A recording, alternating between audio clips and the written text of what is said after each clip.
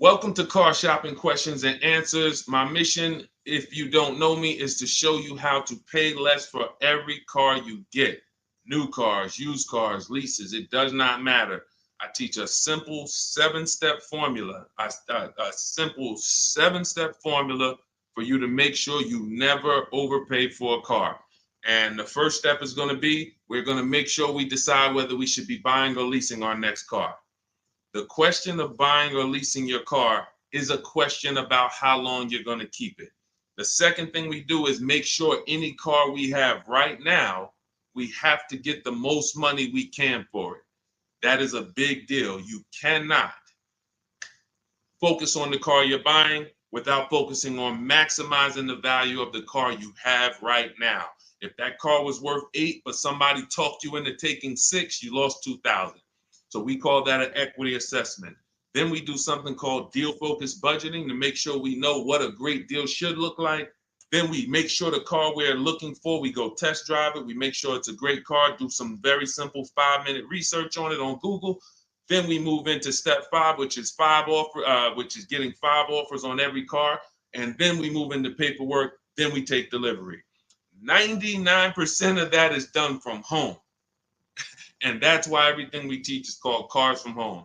In fact, everything we'll be talking about is out my new book. It's a digital book called Cars from Home. It's 5-star rated. You can Google it, and you can get your copy for 75% off in the comment section on YouTube, in my TikTok bio. You will not leave the broadcast. You'll still be able to hear us.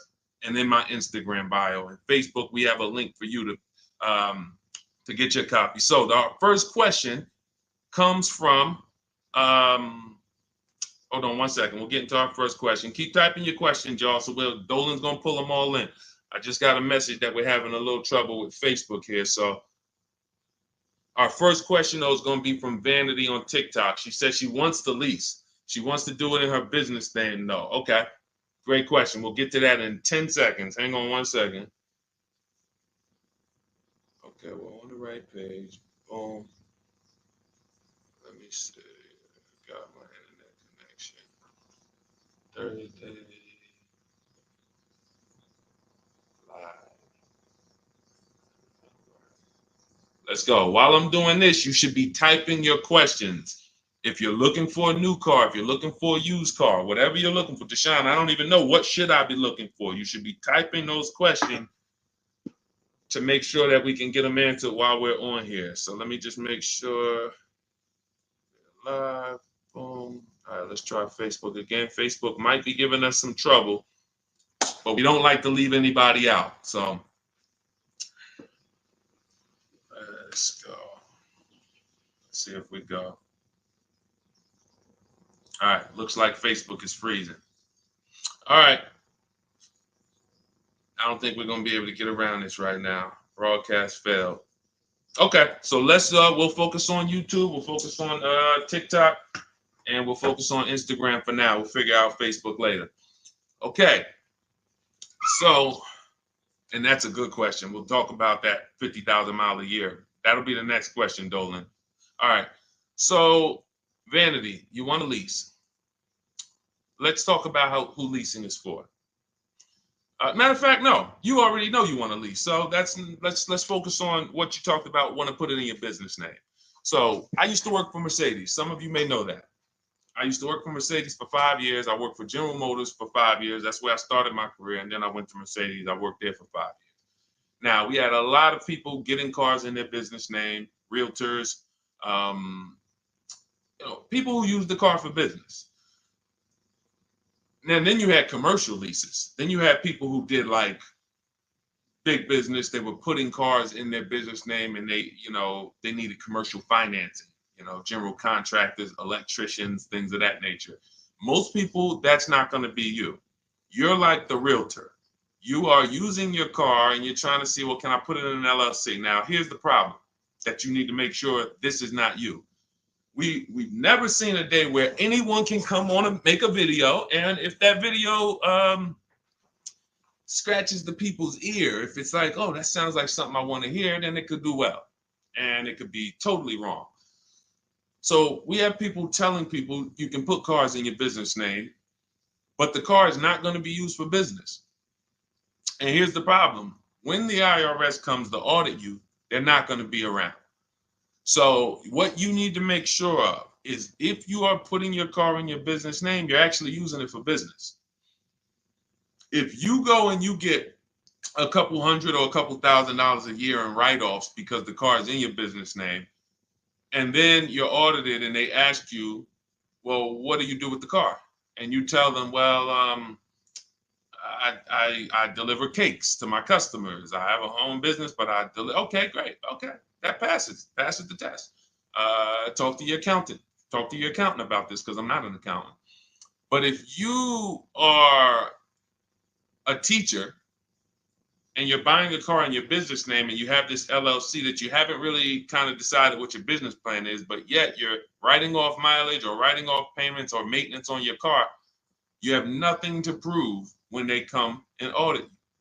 And you're not going to be able to say, well, I saw people. So it's just going to be a bad look. It's going to be very bad for you. So let's prevent that by just making sure that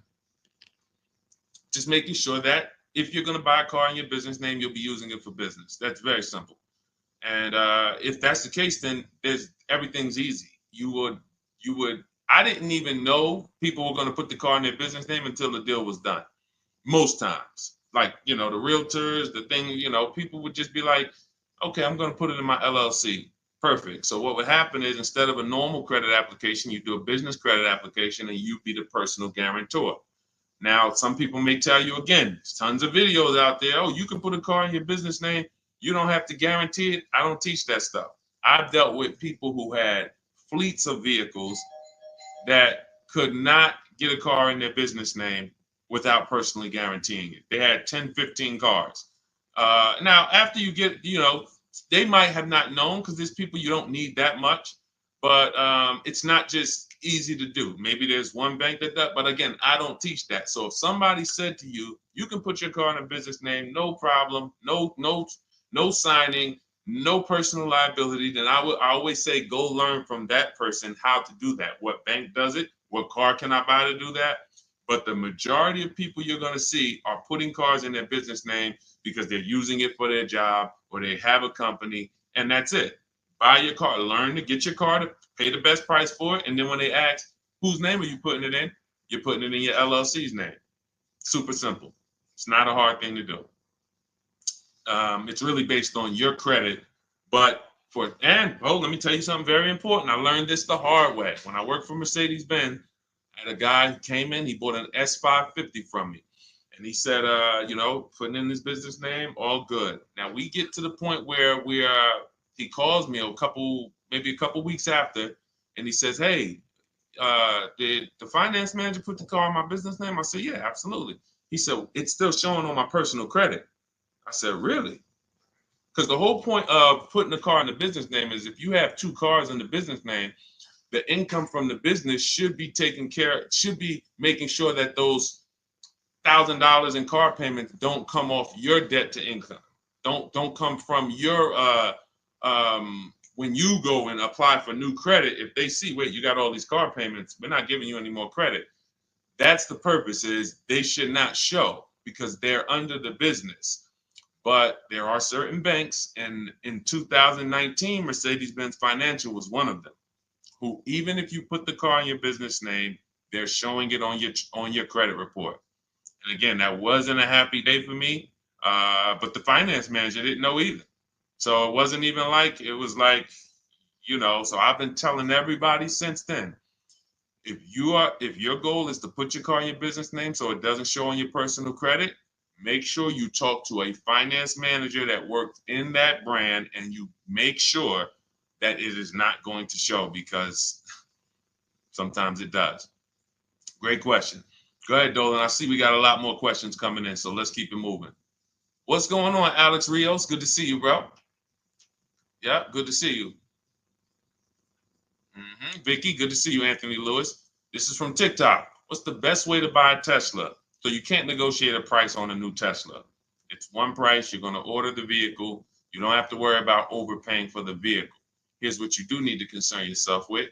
How are you going to acquire it? Are you paying cash? If you're paying cash, then there's no negotiation. You go, you drop your check, no problem.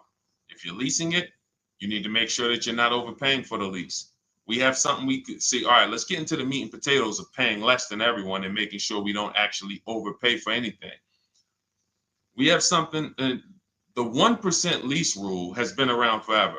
That means if I'm looking at a $40,000 car, when I shop, if I get a payment under $400 with no money out of pocket, it's a steal.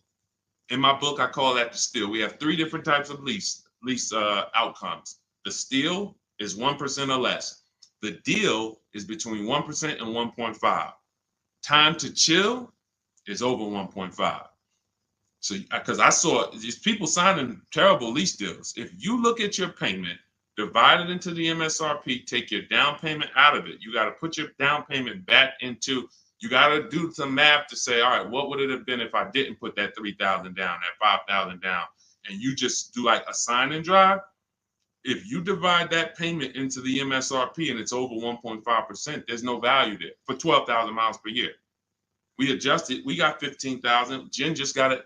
She just got her 18,000 mile a year lease because we do high mileage leases. That as long as we still have a great deal, there's nothing wrong with, oh, I shopped my best offer. It was 1.1 or it was 1.2 or it was 1, and then I adjusted the mileage, and now it, it's higher, but still it's a deal because you have to have a deal before you adjust your mileage. But if you do that and your payment's over 1.5%, there's no value in leasing that vehicle. You're paying too much money for a vehicle you're giving back. Say, what's up, Parth Patel? Good to see you. Same thing with 4-year leases. Add up all the payments. You'll see. I had to create these boundaries because people didn't know they're overpaying. People didn't know why. It's too much money for a vehicle you're not going to own. Leasing is a value play. It's okay, if I'm going to spend $400 a month, what's the most vehicle I can drive for $400 a month? Well, some people for $400 a month, they're driving a $30,000 vehicle.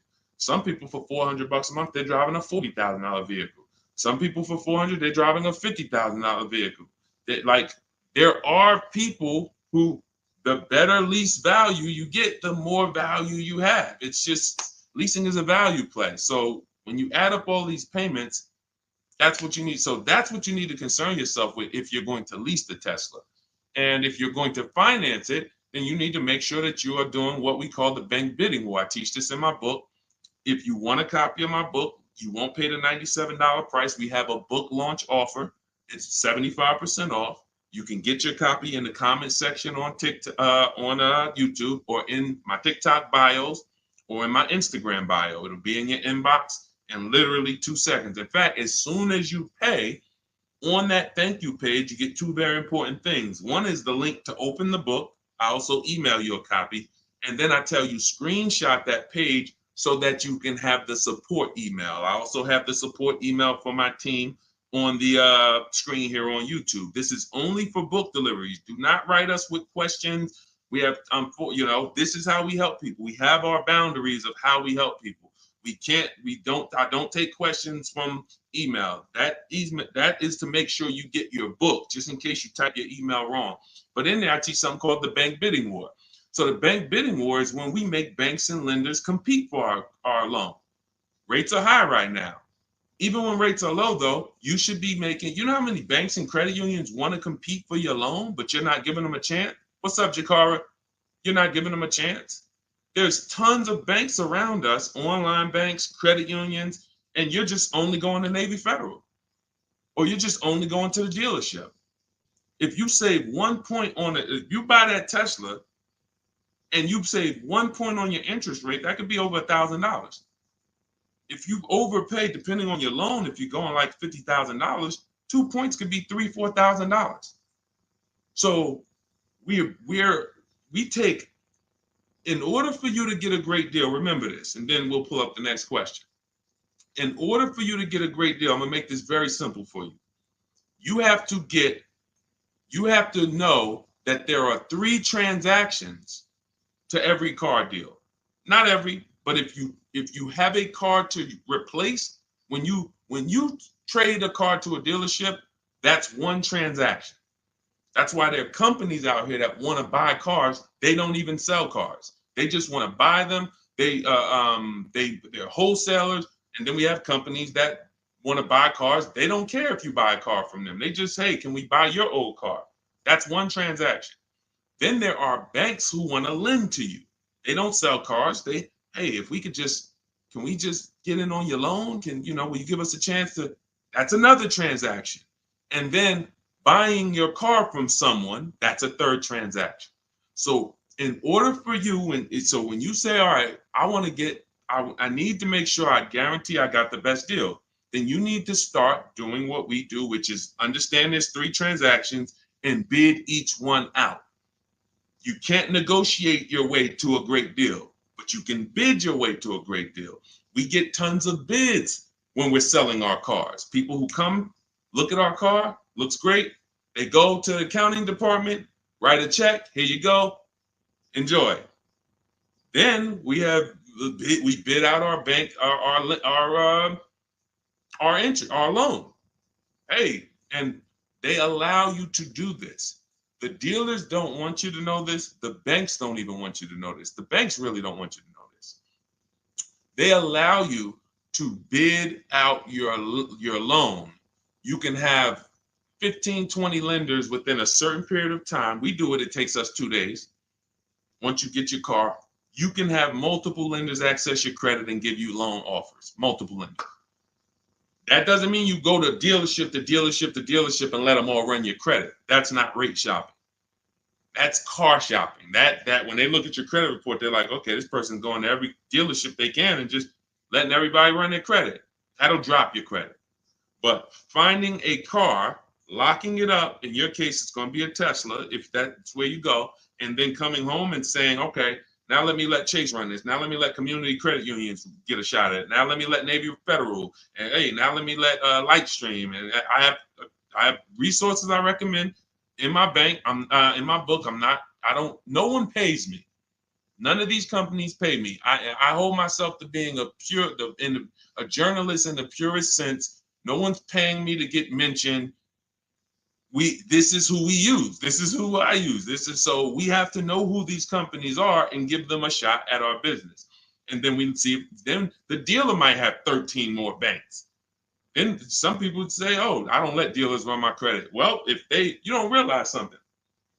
Dealers have tons of leverage with banks. Dealers can call because they give banks millions of dollars in loans a month. So they can call if they're trying to beat a rate. If you come in, hey, this is my rate, 6.2. Oh, listen, I need to beat this rate. The problem is when you go and let them be your first offer. So when you get your Tesla, if that's what you decide to do, you need to make sure if you have an old car, you're bidding that out.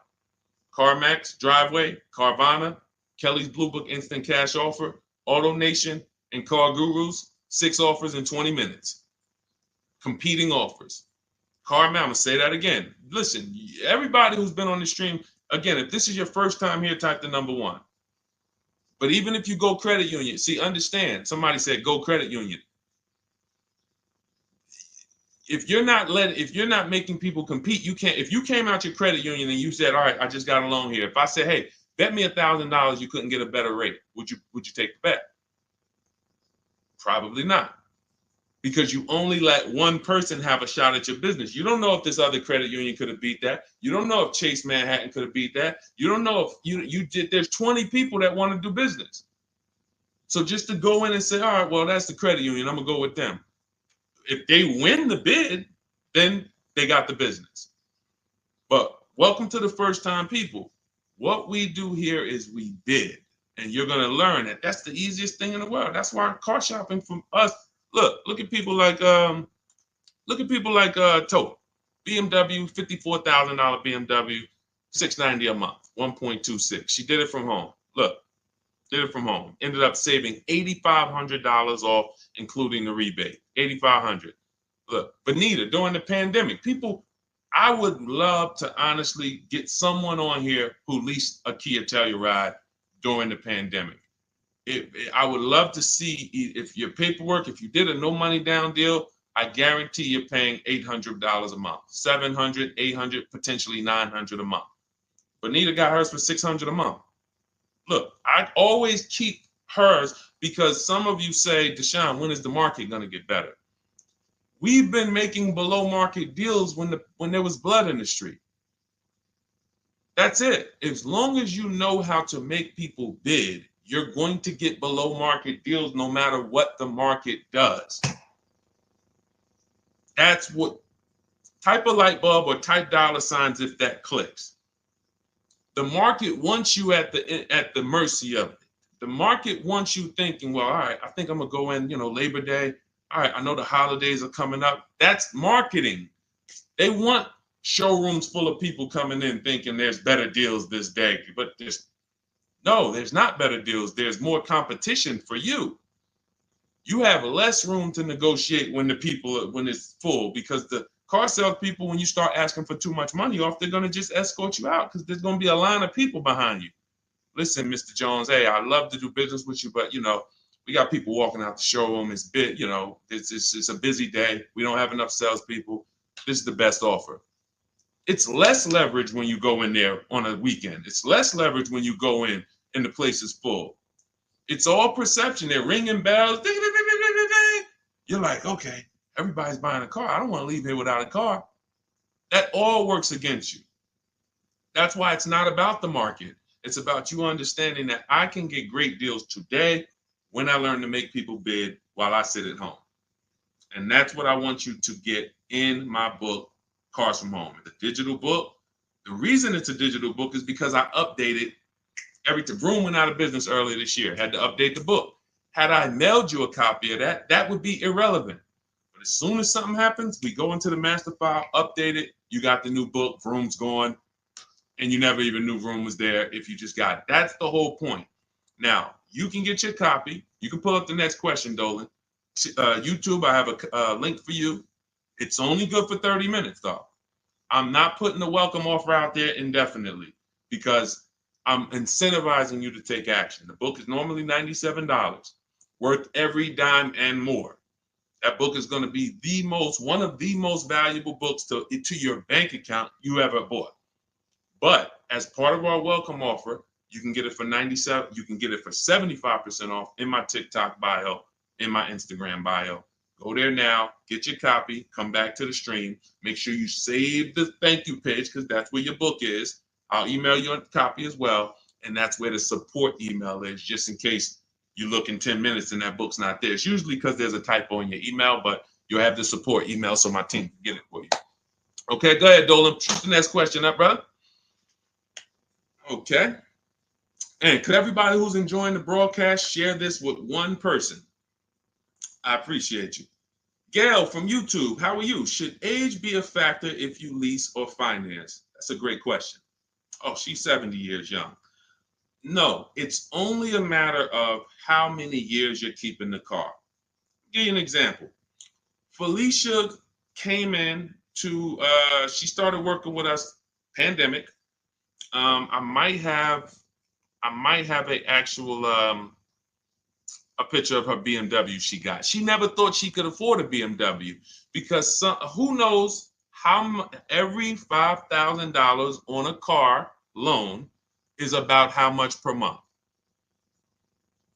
And this is why you'll understand leasing, if you're not keeping your cars 8 years, is going to allow you to drive cars that you didn't think you could drive before.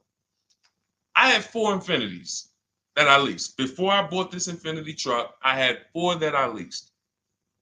And I know I'm talking to some people and you're like, Deshone, I was taught never lease cars. If that's you, be honest. Type I was. Type, me or I was. You were taught never to lease. I want to tell you that the people who taught you that, the people who programmed you, Dave Ramsey might have been one of them. Dave Ramsey does a great job helping people get out of debt, helping people invest in the stock market. God bless Dave Ramsey. He's helped a lot of people do that. But when it comes to cars, he has cost you more money than he's going to give you back. The bad leasing advice is totally wrong. And in fact, I'm going to prove it to you. When you look at a great lease deal. Look at Ansley. Ansley gets a 2024 QX60 Infinity $58,000 truck. He's paying $554 a month. Every $5,000 on a car loan is about $100 a month. So when you walk into a car dealership and you're shopping, you're looking at a used car, you're looking at a new, when you see $10,000, you should think to yourself $200 a month. You see, oh, I see you asking 25 grand for that. You should think $500 a month. Oh, that's a $50,000 vehicle, $1,000 a month. Because here's why that thinking will protect you, because that's based on a 5-year loan. The max I'll ever recommend you go is on the 6 years. You can go 6 years. But anything longer than that, now you're in the 40-year mortgage category. What do you mean 40-year mortgage? Who didn't know that there were 40-year mortgages available? I'll do you one better. Did you know there's 50-year mortgages available? Did you know that? Who right now would sign up for a 50-year mortgage? Anybody? We got a bunch of smart people on here. Anybody signing up for a 50-year mortgage? No? Okay, I didn't think so.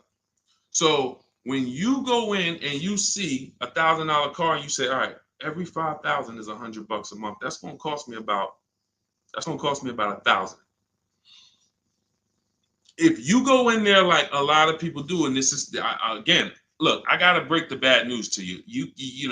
I know that some people like Deshone, I don't like bad news, and you're not gonna like what we do here. That's just it. But here's the thing: I don't leave you there. I give you the bad news to try to show you how much money you're losing, so that you can actually snap into it and get serious about this and start winning the way we win. If I just come to you and say, you're doing so good, your car deals are just so good, that used car you bought, man, you really paid a great price for it. You really got a quality car. You got a below market deal, but let me help you do better. You'd be like, no, I'm actually doing good.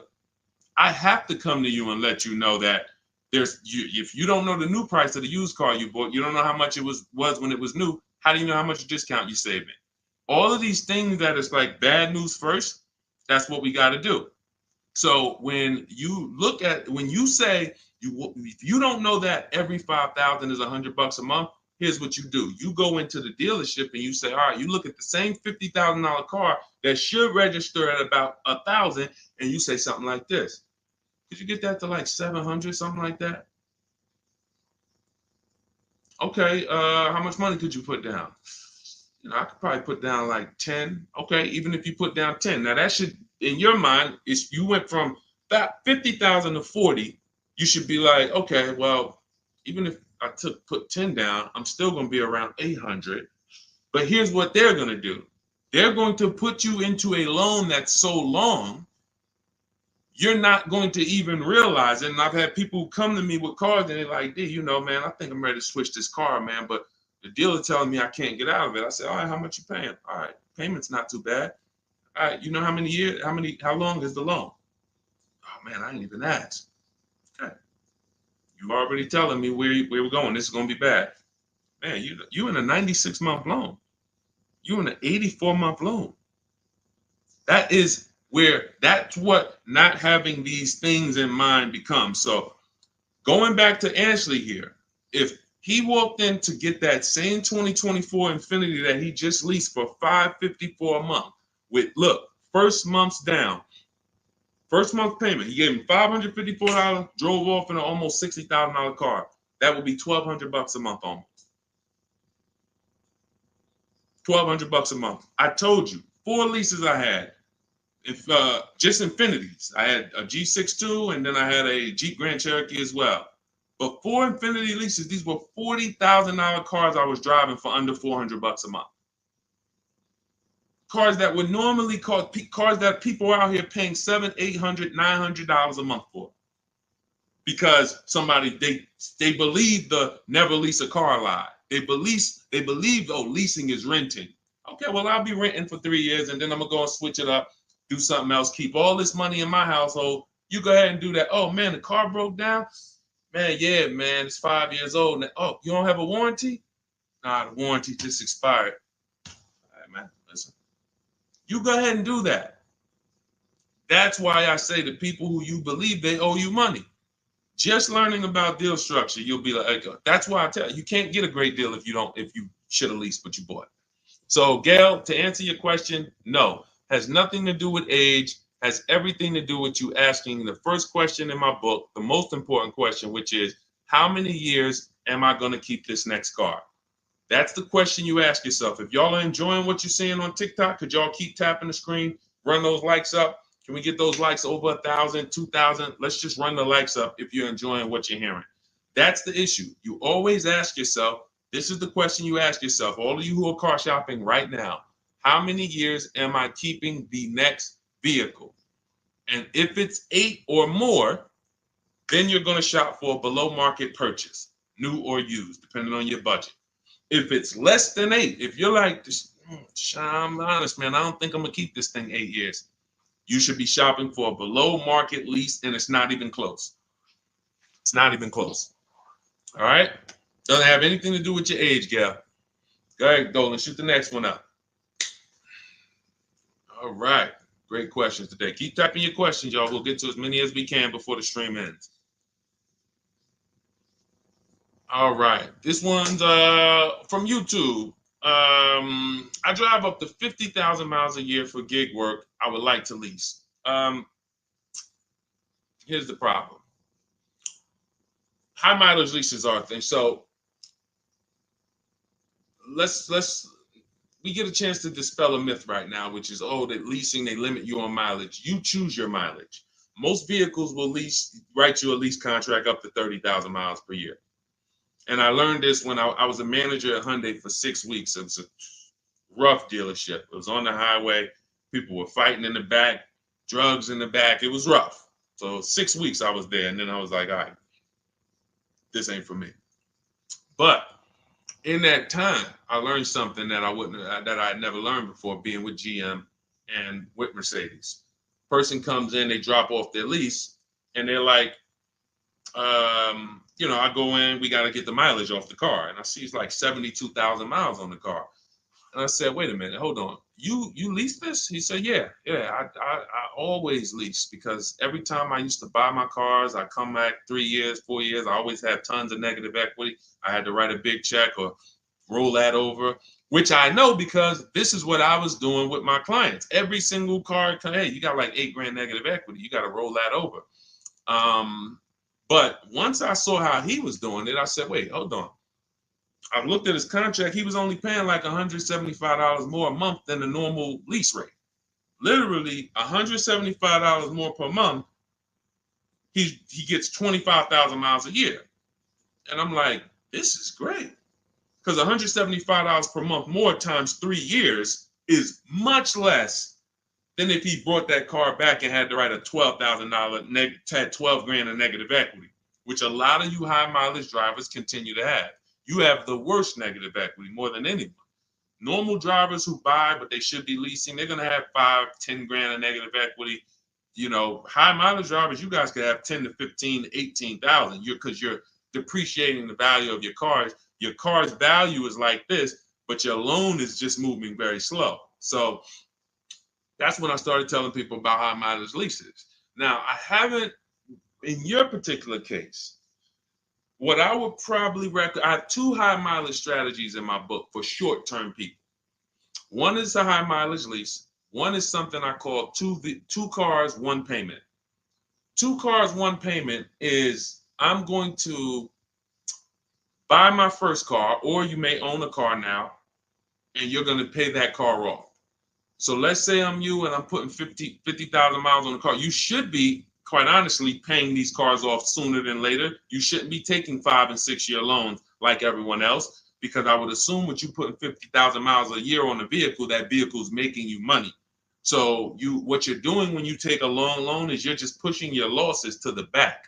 Instead of taking a shorter loan, like a 3-year loan, max 4, and then saying, okay, I'm going to drive 50,000 miles per year, 200,000 miles, I'm coming in, I'm going to turn this vehicle, and I'm going to have it paid off, though. What you're doing is say, all right, I want a lower payment. Instead of a 4-year payment for, $650, $700, I'm going to take a 6-year payment for $400. So what you're doing, you think you're winning, but you're actually losing, because it's like that extra $250, $300 a month you're making is actually not profit. You're just you're pushing your losses to the back, because when you come back in 4 years and that vehicle has 200,000 miles on it, it's going to be worthless, but your loan is going to be like 17 grand still. You're going to owe so much more money, and you're like, wow, what do I do with this now? You have to roll it over. So the solution would be to take a shorter loan, take a shorter loan, and then turn the cars when you're ready to. They're paid off though. So it's a couple years old, it might be worth 5 grand, 7 grand. So now instead of you actually having negative equity, taking losses in the back end, pushing that loss to your next vehicle because you're rolling it over, you actually have an asset now, 5 grand, 6 grand, 8, that you can use towards your next car. But it's all about knowing I'm going to take less profit per month.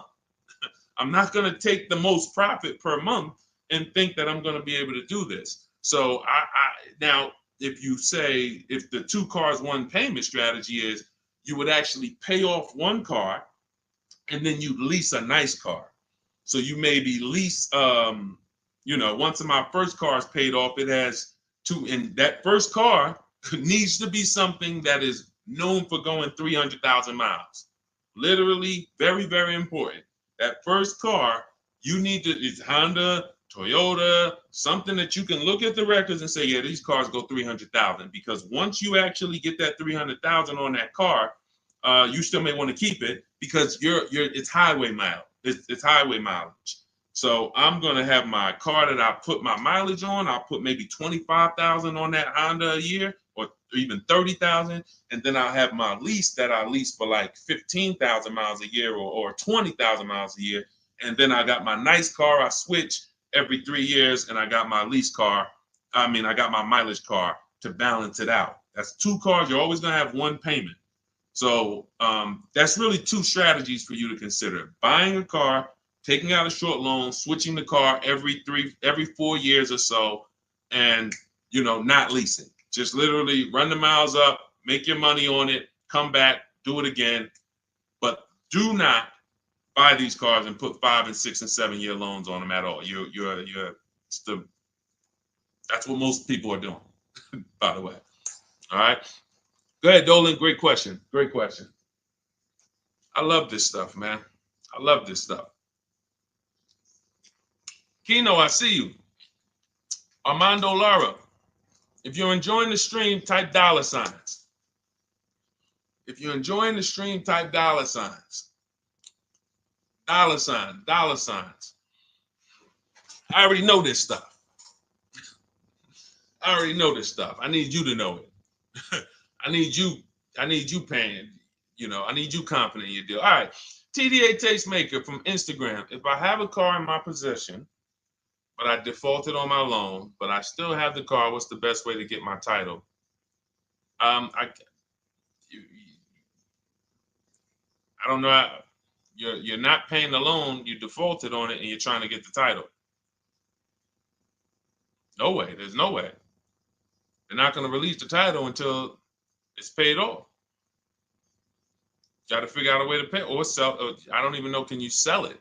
Depends on where you are. How far behind are you? We can try to get out of that car, go into something less expensive. I would try to sell the car. I would go on CarMax, Driveway, Carvana, KBB Instant Cash Offer, AutoNation, like Car Gurus. Get my 6 offers, see if you can sell it. Go into something less expensive because that repo is going to follow you. So what's happening is this is baggage. This is why I need you to either fix your credit over the next couple years.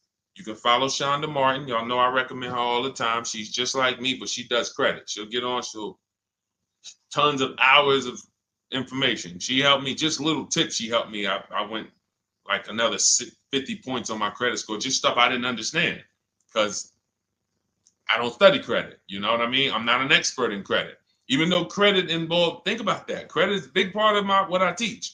But I don't go into credit because that's its own subject. So Dave Ramsey would be like, hey, well, a lot of my people are buying cars. I guess I'll talk about that too. No, let the experts talk about that. You go find the experts and bring them to your people. So I always say, I don't talk credit, follow the experts.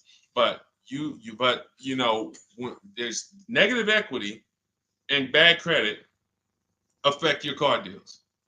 So the mission is, how do I make deals without negative equity? You got to know the cause. You should be leasing, but you keep buying. You should be shopping for below market leases, paying cents on the dollar, but you keep buying. Second cause, the second thing affects your deal is bad credit. So we got to make sure that we are working on our credit, and until your credit is fixed, you should be driving something inexpensive. Get the least expensive car you could afford. I mean, that'll Facebook Marketplace, drop $2,000, $3,000, $4,000. Find someone who's an owner. You want to find someone. I picked up a car because I work from home. We have another car. We got the Infinity truck. I picked up a car from a grandfather. He was 98 years old, and he owned it for 10 years, and it had 70,000 miles on it. It was an '08. I said, listen, how much? He said, $3,700. I said, all right, let's go. It's a great deal, and it's just my point A to point B car. Why do I need a car that I'm going to tie up a bunch of money in to go? I drive that car 1,000.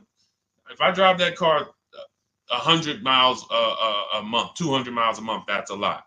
You have to know, and I call this in my book, the SMART strategy. It's called saving money at the right time. If your credit is not right, you don't need to go out and try to flex. You need to be trying to get something inexpensive. Oh, but they're going, man, I can't pull up like this. Then you go ahead and be financially foolish. Go ahead, pay 19%. Go get the Dodge Charger you want and pay 20% on it. And you're gonna overpay for the car. Go ahead, do that. But don't say I told you to do that. So what I'm doing is I'm getting an inexpensive car that I'll find on Facebook Marketplace that an owner has had in their driveway. They know everything about it. Pick it up for a couple grand. Don't buy from these dealers who pose as owners who just got the cars from auction. You ask them, hey, how long you had it? Hey, what happened? They don't know anything about it because they just got it.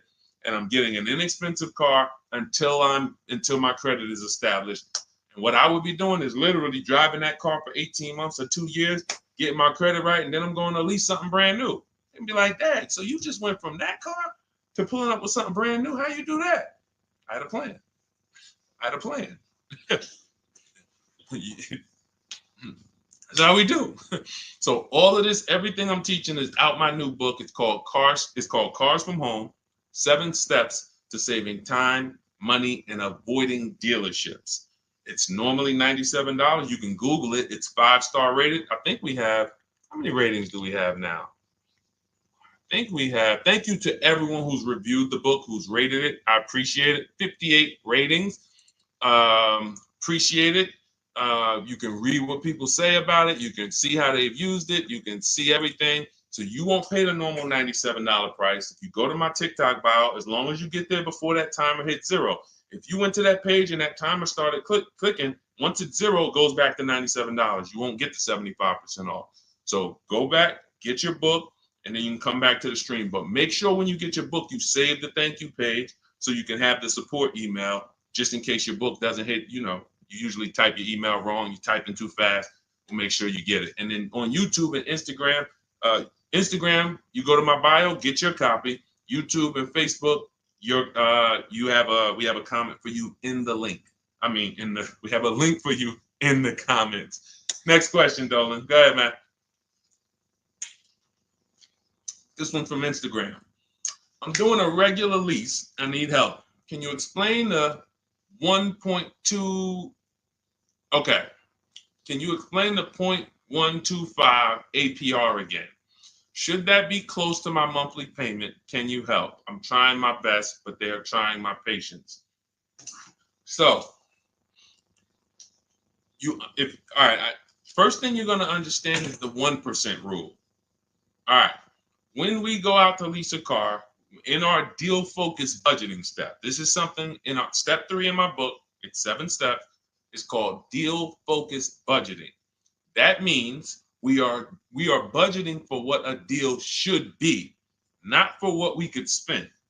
So if we're looking at a car that's $40,000 and we're like, okay, I'm going to shop for that car. When we're basing everything on the 1% rule, which is 1%, a 1% payment is 0.01, 0.01, $400. So you take the MSRP, $40,000 times 0.01, $400. That's the 1% lease deal. Anything lower than that, now you don't get these deals by negotiating. We get multiple offers. Some people are like, Deshone, I can't get no deals like that. Well, we got tons of them. If y'all want me to show them to y'all, we got tons of them. But anyway, that's a steal. That's not a deal. I call that a steal. Anything less than this, you stole a vehicle. Now, the 1.5% rule, which is 40,000 times 0.015, that's the max. That's the max. We're not going higher than that because once you add that up for 3 years, 36 months, 21,600, that's right around the cap of where we're gonna, because you got 40,000 plus taxes and everything like that. So call it around 43, 45. You want to pay no more than like 21.6 over 3 years. That's the cap. And if that's the best offer, it could be the lease program. They don't have much support. They got a high money factor. They got not much rebates, high demand, whatever it may be. But once we get 5 offers, if it's over 1.5%, we don't get those cars. So now what this person's asking about is that middle point, which is 0.0125. So we take the 40,000, we say 0.0125, that's going to be 500. So anywhere under 1.5 is a deal. Anywhere under 1.5 is a deal. The lower it is, the better it is, the more value it is. But the lower it is, how does it get lower? You're not negotiating it lower. You're getting once you see all your offers, if your offers, and again, I don't know your name because it's not on here, but if your offers aren't $175 to $200 a month difference, then you didn't shop right. When you're looking at those 5 offers, thank you. I see everybody sending gifts on TikTok. I appreciate it. I forgot. And can y'all double tap the screen? Just get those. Can we get to 1,000 likes on here? Can we get to 1,000 likes on here? Can we double tap? Can we just keep tapping the screen? If y'all enjoying y'all spending time with us, can y'all help us get to 1,000 likes? Appreciate y'all. So this is where this is a midpoint. But here's what you don't do. You do not go into the, y'all done flew. Y'all about to fly past 1,000. Look, on 10 seconds. Shout out to TikTok. Appreciate y'all. All right, so you don't go in a dealership and say, oh, well, get me to this. I want to be at 1.25. I want to be at 1.5. No, you don't do that. Because here's the thing. Ansley, he got a 1% lease deal on this Infiniti. Look, Jen on her Subaru. She just on her Honda CRV hybrid. She got a 1.3 lease deal, $512 a month, $40,000 vehicle. You don't go in and say that. You shop the offers from home, and if y'all want to do it manually, you can talk to sales managers. You can try to get this done manually. We do this totally by email without talking, because I know you probably don't like talking to car dealers. Am I right? Would I be right by assuming that? So she didn't know that her lease was going to end up at 1.3 when she shopped. Ansley didn't know it was going to be 1%. Look, Kimberly got a Maserati. Let's go to some luxury vehicles, because sometimes people think, oh, well, remember, I worked for Mercedes before I came and started teaching. So the formulas are the same, whether it's a Bentley, whether it's a Rolls Royce, the formulas and the principles don't change of multiple offers. Look, Kimberly gets a Maserati. She's paying, it was a $91,000 vehicle, 92 almost. She's paying $944 a month for it. It's a Maserati Grecal Modena, $92,000 vehicle. She's paying $944 a month for it. She didn't know that she was going to save $20,000 off. This is the other post. Look, she didn't know they were going to knock $20,000 off the selling price. You don't know that. You come in, you trust the process, you get the multiple offers, and then you look at the best offer. If the best offer, whatever the best offer lands at, as long as you see a bunch of other higher offers, now you know you shopped the market correctly. You found the 20% dealer, we call them, that beats all their competition, and now there's your deal. This is for new cars and leases. Used cars, different strategy. Different, still multiple offers, multiple options, but it's a different strategy. That's in my book too, but I want to make sure you understand this. That is how you do it. The 1.2%, 1.25 is just a middle ground, but when you shop your offers, just make sure they're all under 1.5 and then pick the best one. If the best offers is over 1.5, you got 1.6, 1.7, 1.9. That's a bad lease program. That means there's no support there. As long as you see a spread, if there's no, like, man, all of these offers are over 1.5, it's a bad lease program. High interest rate, probably terrible residual, no rebates, no incentives. That dealer who's the lowest is discounting the car. It's not their fault. They can't help the lease program. So the better you get, the better the lease program is. When you shop, you'll be closer to 1. The tighter the lease program is, when you shop, you'll be closer to 1.5. But as long as you're under 1.5, it's great value, much better than buying, paying cents on the dollars. It's a win. All right. Go ahead, Dolan, shoot the next one in.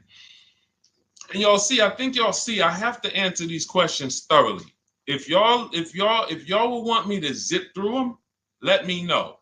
Type zip or type either Z for zip through or D for details. You know, because listen, I'll run it however y'all want it. If y'all want me to do these quick, don't go into the details, just kind of give us the zip answers, then I'll do that. But I see a lot of people talking about, okay, they want it in detail. Perfect. That's what I thought. So we're gonna keep it going that way. Now, T, on TikTok, you said, "Can you do my deal for me?" So here's the thing. People say, "Deshone, can you come to the dealership with me?" I don't go to dealerships. That I'm trying to get you not to go to dealerships. So, but we do have a look. If you can go to my TikTok bio, you can see there's a button there that says "Shop with Deshone," and you can see if you qualify to shop with me. Because everything I do is from right here until we go test drive. Until we go test drive. So, but if you want to learn how to do what I do right here, and you want to do it together, go see if we qualify to shop with each other. I don't shop with everybody though.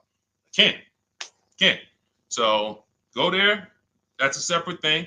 And let's go. I think we got time for a few more. This one's from Instagram. I'm looking at a 2024 Mazda CX-5, $39,445. I see a fee listed. What is silent security? That's what 80% of dealers do. See, don't try to change 80% of dealers. They are going to actually charge you as much as they can.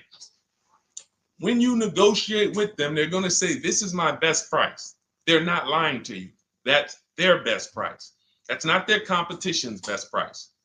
So when you're sitting at home, unfortunately, I think you could be from this mindset.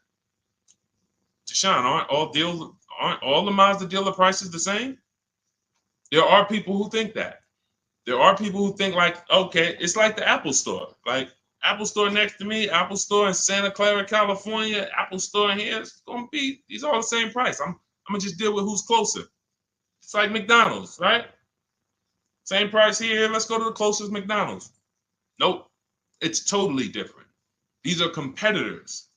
These are competitors, individually owned franchises. They compete against each other and they try to beat each other, which is why when you get to a dealership, what don't they want you doing?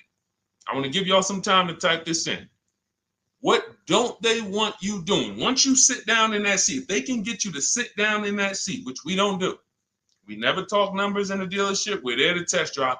What don't they want you doing when you're in a dealership? Y'all don't need to hear this from me. You've experienced it. They don't want you leaving. Thank you, Smokey. Thank you, Smokey. Newberg, yes. They don't want you to leave. Luis Soto, I see you on Facebook. Don't leave. Look, you had, so now, see, as we pull back the curtain, there's new brain cells that are being developed now, things that you weren't aware of. Now you'll see why. That's why. Because the last thing they want you to do is shop their competition. Their last thing is, hey, what can we do? Just tell me what we can do. That's why they're just gonna sit there. Hey, come on, tell me what's gonna make you happy. Well, what's gonna make me happy is you give me time, let me go home and actually, shop around a little bit. But is there a number? Is there a number that I could offer you where you wouldn't even shop? These are all trained questions to keep you there. I call them the showroom shackles. It's like as soon as you sit down, like a little, boom, little handcuff comes out. You can't go too far. So this is what you want to avoid like the plague. We do not talk numbers in dealerships. We don't talk to salespeople unless we're there for a test drive. These are things that everybody who I'm sharing with you, from Greg to Danielle with her Audi lease, Eddie on his pre-owned, on his Toyota, got a brand new Toyota last year, still during the pandemic. It was still, look, he said, I shopped around. I was able to get everything I wanted, plus more, $2,086 under MSRP in a 1 week window. 1 week. So this doesn't take a lot of time. Some of you like, Deshone, well, I only got a couple days. Could I make a deal in a couple days? Look, not even Eddie. I'll give you one better. Look at Ansley. Ansley's got his, Ansley, look, on his 2024 Infiniti, he said, look, I started the process Saturday. I accepted a deal Monday. I need you getting these deals in 90 minutes. 90 minutes. I have never gotten any car that I ever got spent more than 2 hours on the whole process. Never. From home. Now, I want you to spend more time than that shopping. Shopping is deciding what you want. Going test driving, going seeing cars, seeing options, looking at cars, deciding that. No rush on. We don't let anyone rush us on that. But when it comes time to get the below market deal, 90 minutes. We got the internet. Why should it take me more? We do everything we do. So look, 2 days, Ansley did it. This is what you have to do. Like, get out of that old process of being trapped in dealership and realize, Messing King, the dealership you're looking at is just one of many. The whole area around us is one big marketplace. If there's 25 Mazda dealerships around us, you're going to know. I'm talking to all of these people. They're fighting for my business in my email. They blowing my email up. They all want to sell me a car, and may the best dealer win. It's empowering. It's beautiful. So everything is in my digital book, Cars from Home, 7 Steps to Saving Time, Money, and Avoiding Dealerships. You can get your copy for 75% off as part of our welcome offer. How the heck did we go from 500 likes to 3,200 likes on TikTok? Shout out to y'all. We on 2 TikTok channels right now. But y'all done blew this one up. Appreciate y'all. In my TikTok bio is your copy of Cars from Home. You'll also get the bank bidding war blueprint for those of you who are financing, and teach you how to make banks and credit unions bid, and everything step by step. You won't pay the normal $97 price. You get there before that timer hits 0. You'll get it for $24, which is 75% off. Same thing in Instagram. Go to my Instagram bio now. Before the timer hits 0, you only got 30 minutes. Get your copy for $24 instead of $97. And on YouTube and Facebook, we have a link in the comment for you guys to get yours for 75% off. All right, Dolan, let's roll with I think we got time. Let's see how many. Go ahead, shoot the next one up. Looking at the clock. I have front bumper damage on my Ford EcoSport and 3,500 negative equity. What should I do? There's only 2 things you can do to get out of negative equity and into a new car. One of them, there's 3 things actually, but one of them doesn't get you a new car. Negative equity, I call the bad credit for people with good credit. It's the only time I see people will walk in the dealership with a 750 or 800 score, they leave with no car. Negative equity stalled the whole deal.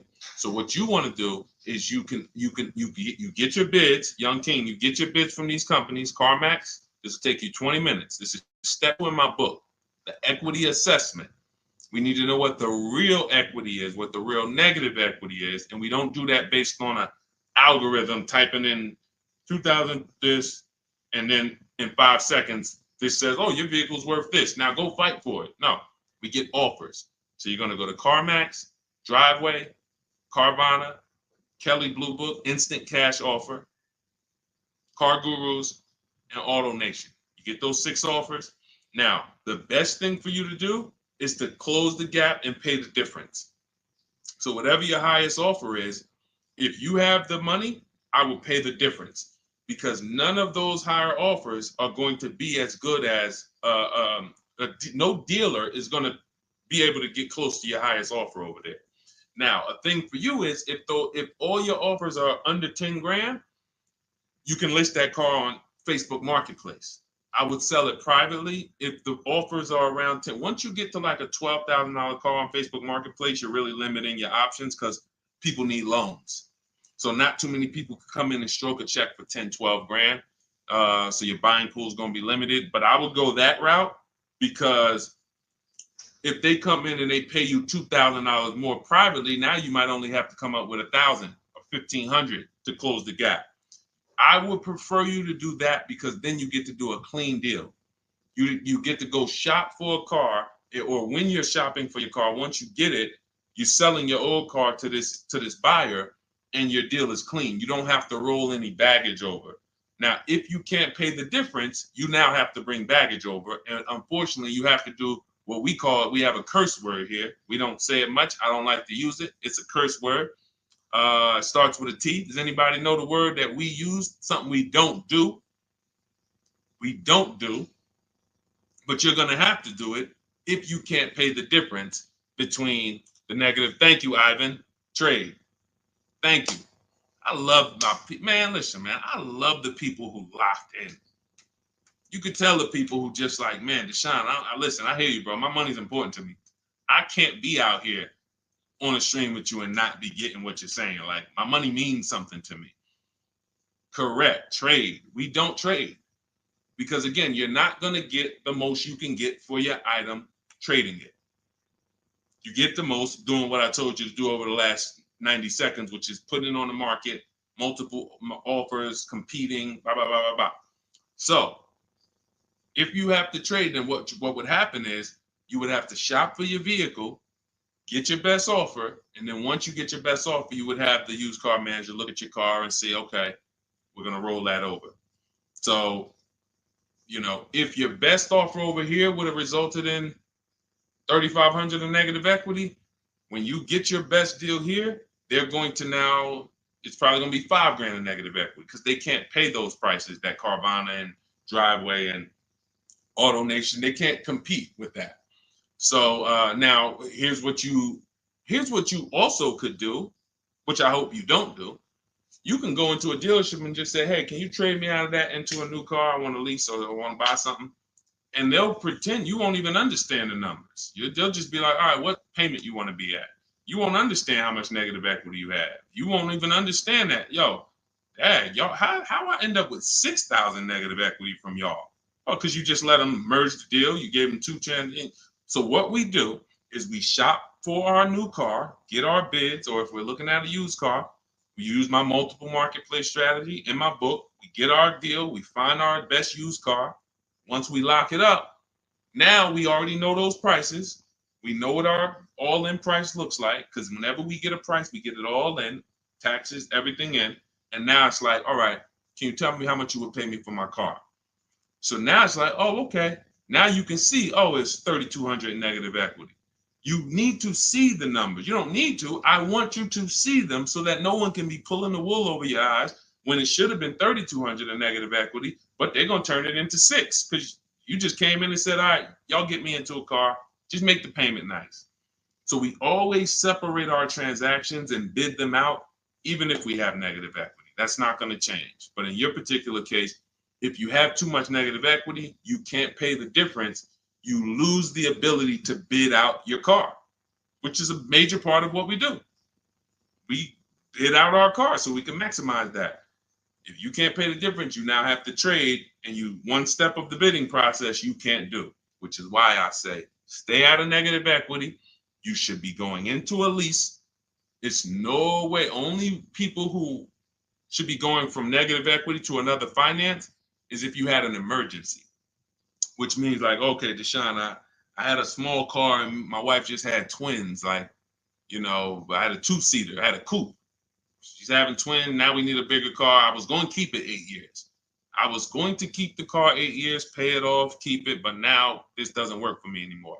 The next car you buy needs to be kept 8 years, because if you go from negative equity, go finance another car, not lease it, and then take out another 6-year loan, and then 3-4 years in, you're like, okay, I'm gonna switch again. Now more negative equity. Instead of 35, you're gonna be at like 7 or more. And then, oh, let's roll that over. And it's just a repetitive cycle of always having a car payment, never paying the car off, and always have it paying for your old car in your new car.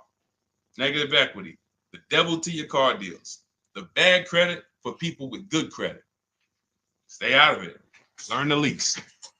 All right, y'all. Listen, we just hit the hour mark. Great job. Thanks for everybody who tapped in. I hope you got a lot of value out of this. Again, some of you who are like, Deshone, I need the blueprint. I want everything you teach step by step. Walk me through each play. My book is called 7 Steps to Saving Time, Money, and Avoiding Dealerships. It's a digital book. It'll be in your inbox in literally 2 minutes. Go to my TikTok bio, use the 75% off link. Go there, you'll have it. But make sure as soon as you activate that link, Instagram too, you screenshot the thank you page. As soon as you pay, you get the thank you page has the book. You scroll down, it says click here to open your book. I also email you a copy, but I want you to have that support email just in case you type your email wrong or something and it's not there. You can get in touch with my support team so you can get your book immediately.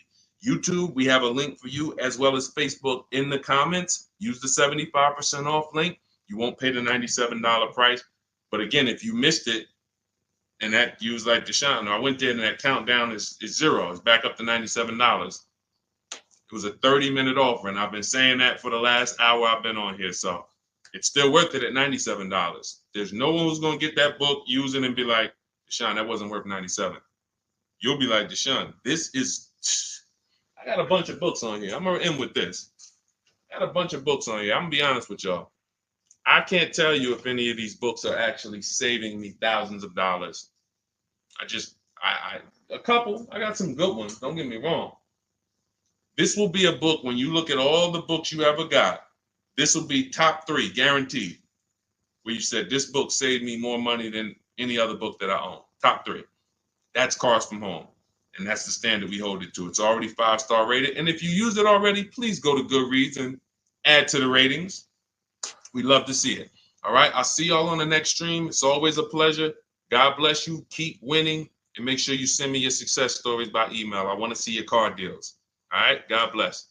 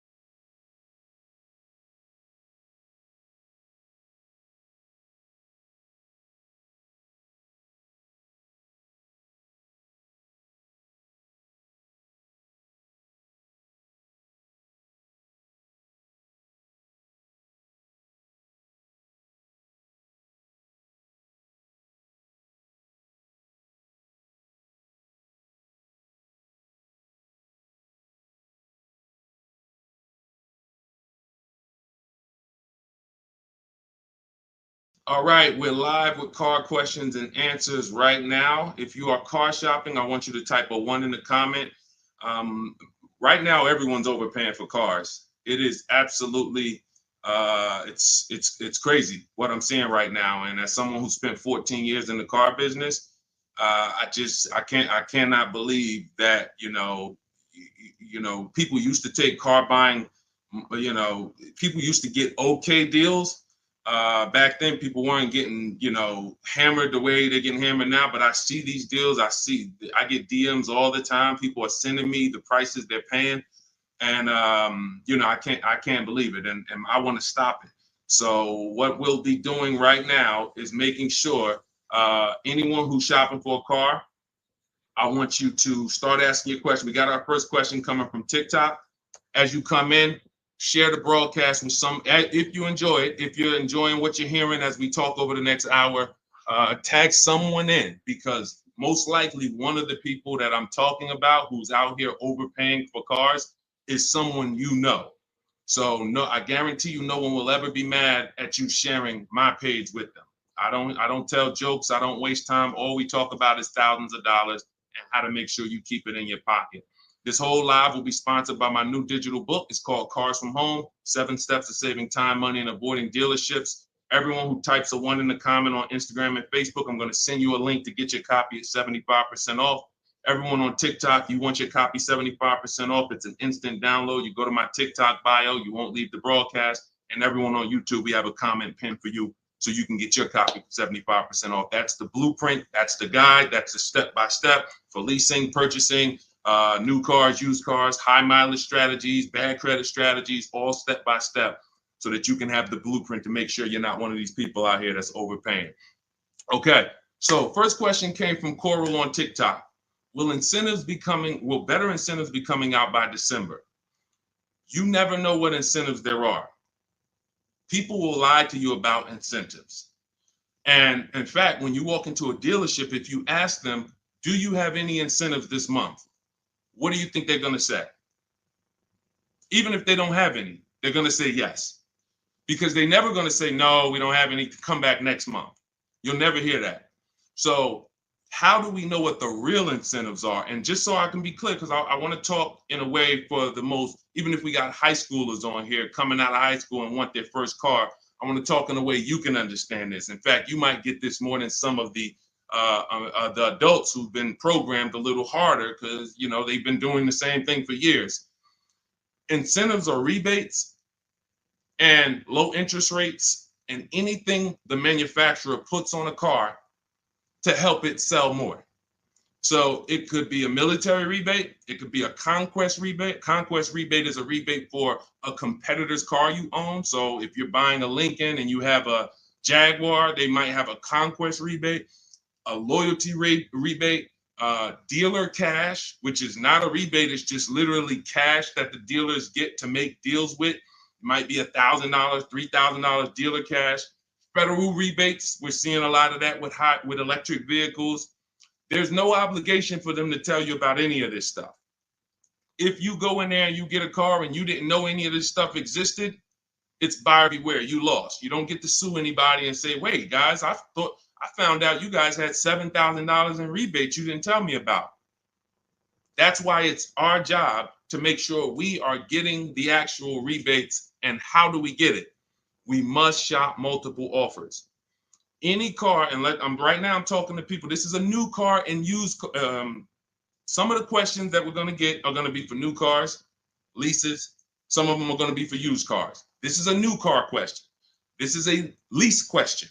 Anytime you hear somebody really focusing on incentives, the only incentives you really get for used cars is if you're buying a certified used car, you might see a low interest rate. That's really one of the only incentives. A certified Honda might have a 1.9 interest rate.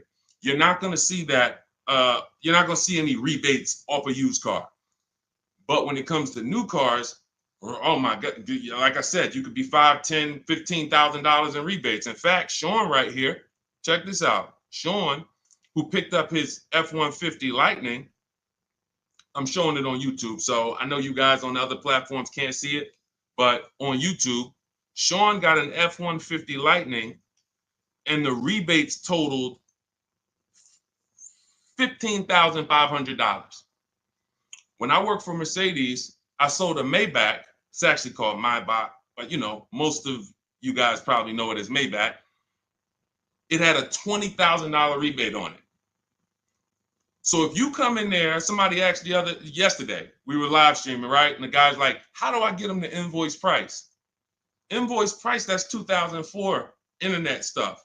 Without knowing that you're getting the biggest discount and all the rebates, you got nothing. And that's what you need to know. How do you do it? You got to realize 4 out of 5 dealers are going to lie to you. They're not going to tell you about all the rebates. They're not going to tell you about some of the rebates. They might say, hey, we don't have any rebate. And then later they'll bring them. The only way for you to get them is for you to get multiple offers so that you can see that. I always suggest 5 offers. I have a strategy in my book called the 25 to 5, where we connect with 25 dealers online. That gets us 5 offers.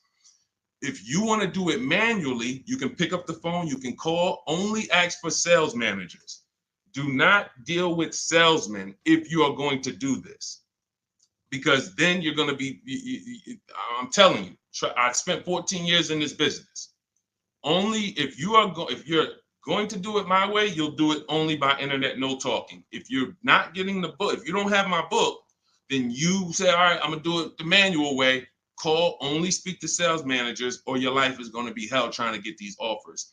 And you need to get at least 5, because as I said, once you get one offer and you be like, oh, wait, this person took off $1,000. That's their best offer. Then you get another offer. Wait, this person took off $3,000. That's their best offer. Oh, this person said it's $3,000 rebates and they took off another $3,000. They saved me $6,000. Oh, that's their best offer. Then you're going to start to see how people are out here overpaying, because they're not shopping multiple offers. They're getting one quote, going into their local dealer and saying, okay, do the best you can. And then they're signing just the deal, feeling, oh, I negotiated for 6 hours. This got to be a good deal. No, it's not. So you must, don't worry about what a day, Coral. Don't worry about, oh, the incentives will be good in December. Shop now, see what the incentives are now, and then shop them again next month and see if they change. And then in the holiday time, shop them again. But you're doing this by phone, or in my case, we do it by email. You're never going to be able to do this going into dealers. And I think for those of you if this is your first time on a broadcast with me, type first. First time you've ever been on a live stream with me, type first, because you may not be familiar with anything we teach here. Anything we teach here. And so this is going to be an unlearning process for you. I see you, Arlie. Good to see you. Okay, I see you, user 609. You don't have a name, so I see you, Nadine. Welcome. I see you, 357 Scene. I see you, I Spent Cinematic on Instagram. I see you, Just Too Blessed on Instagram. All right, well, type up everybody who's been with us for a while. I want you to type welcome to all the first-time people. I see you, Maurice Jenkins on YouTube. I see you, Libo on YouTube. Everybody who's been here before, you kind of know a little bit about the foundation, or you've been mastered this. Maybe you got cars using what we teach. Type a welcome to the first-time people, so we can let them know, welcome to the new way. Welcome to the new way. There's gonna be a lot of unlearning, but we're going to try to make it as comfortable as possible for you. But the major thing that you need to understand right up front is I teach a philosophy called cars from home, which means you can get your best offer, below market offers that no one else is getting. You can pay prices that no one else is paying without ever leaving your house. And in fact, the only way for you to guarantee that is to make deals from home, because this is where you're in control. This is where you can't let your emotions get out of control and make a bad decision. And this is where you can use the internet to talk to multiple dealers at one time and have them bid for your business. All right. Go ahead, Dolan. Everybody type your questions. We'll continue to get to them. Coral, I think you kind of got the premise of what we're, what you need to focus on first, which is, unlearning the waiting for incentives and shopping wide, talking to multiple dealers, and actually monitoring the incentives from month to month yourself. Okay, what's up, D? This is Maurice from YouTube. What's up, D? I want a pickup truck. I like the Chevy Silverado. Okay, I know you said not to lease a vehicle you like. Okay. When did I say that? I know you said not to lease a vehicle you like. So I'm getting confused on financing and leasing. Okay. Okay, let me be clear. I never said don't lease a vehicle you like. I know you hear a lot of stuff from me, and that could be you might have gotten confused somewhere. It's all good.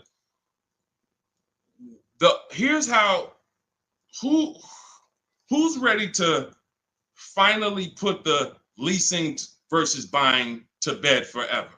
If you're ready to put The leasing versus buying. All right, Deshone, I hear, should I lease or should I buy? If you just type ready. If you're like, you know what?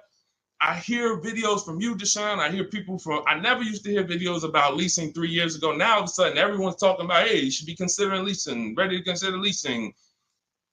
I love numbers. And I love making the numbers easy for you. If I can't make the numbers easy for you, then I can't do what I'm called to do. The easy way to know from now on, should I buy or lease a vehicle, is to ask yourself, how many years am I keeping the next vehicle? When you're considering a lease, you're considering how you're going to beat depreciation. I see y'all tapping the screen. Every time you hear something on TikTok you like, just double tap the screen and y'all keep running those likes up. I appreciate it. TikTok brings more people over here. And, you know, I appreciate you guys. You guys help this message spread. You need to ask yourself, this is the first question. In my book, some of you have it, my digital book, Cars from Home. The first question before anything, before what car I want, is how many years am I keeping the next car? Because when you are getting a depreciating asset, you have to look at it like this. Every time you buy a car, I want y'all to think about this. What is this, Deshone? This is depreciation. If you buy a car today for $40,000, how much is that car worth in how much is that car worth in 5 years? Throw some numbers out there. You buy a car today for $40,000 in 5 years, average miles, how much is that car worth?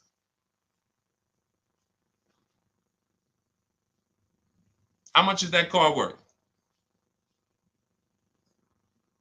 Throw some numbers. 22. That's a good estimate. That's a good estimate. 357 said 4,000. You're not losing that much unless you just bought trash. Now, there is something coming to electric car owners soon, and we'll talk about that. Remind me to talk about the huge warning I have for electric car owners before we end it. 20,000. Now, check this out. If you buy a car for 40 and it's worth 20, okay, that's good. That's half in 5 years. I think it's going to lose more than half in 5 years, quite honestly. But when you're getting your car, you're trying to ask yourself, how am I going to beat depreciation?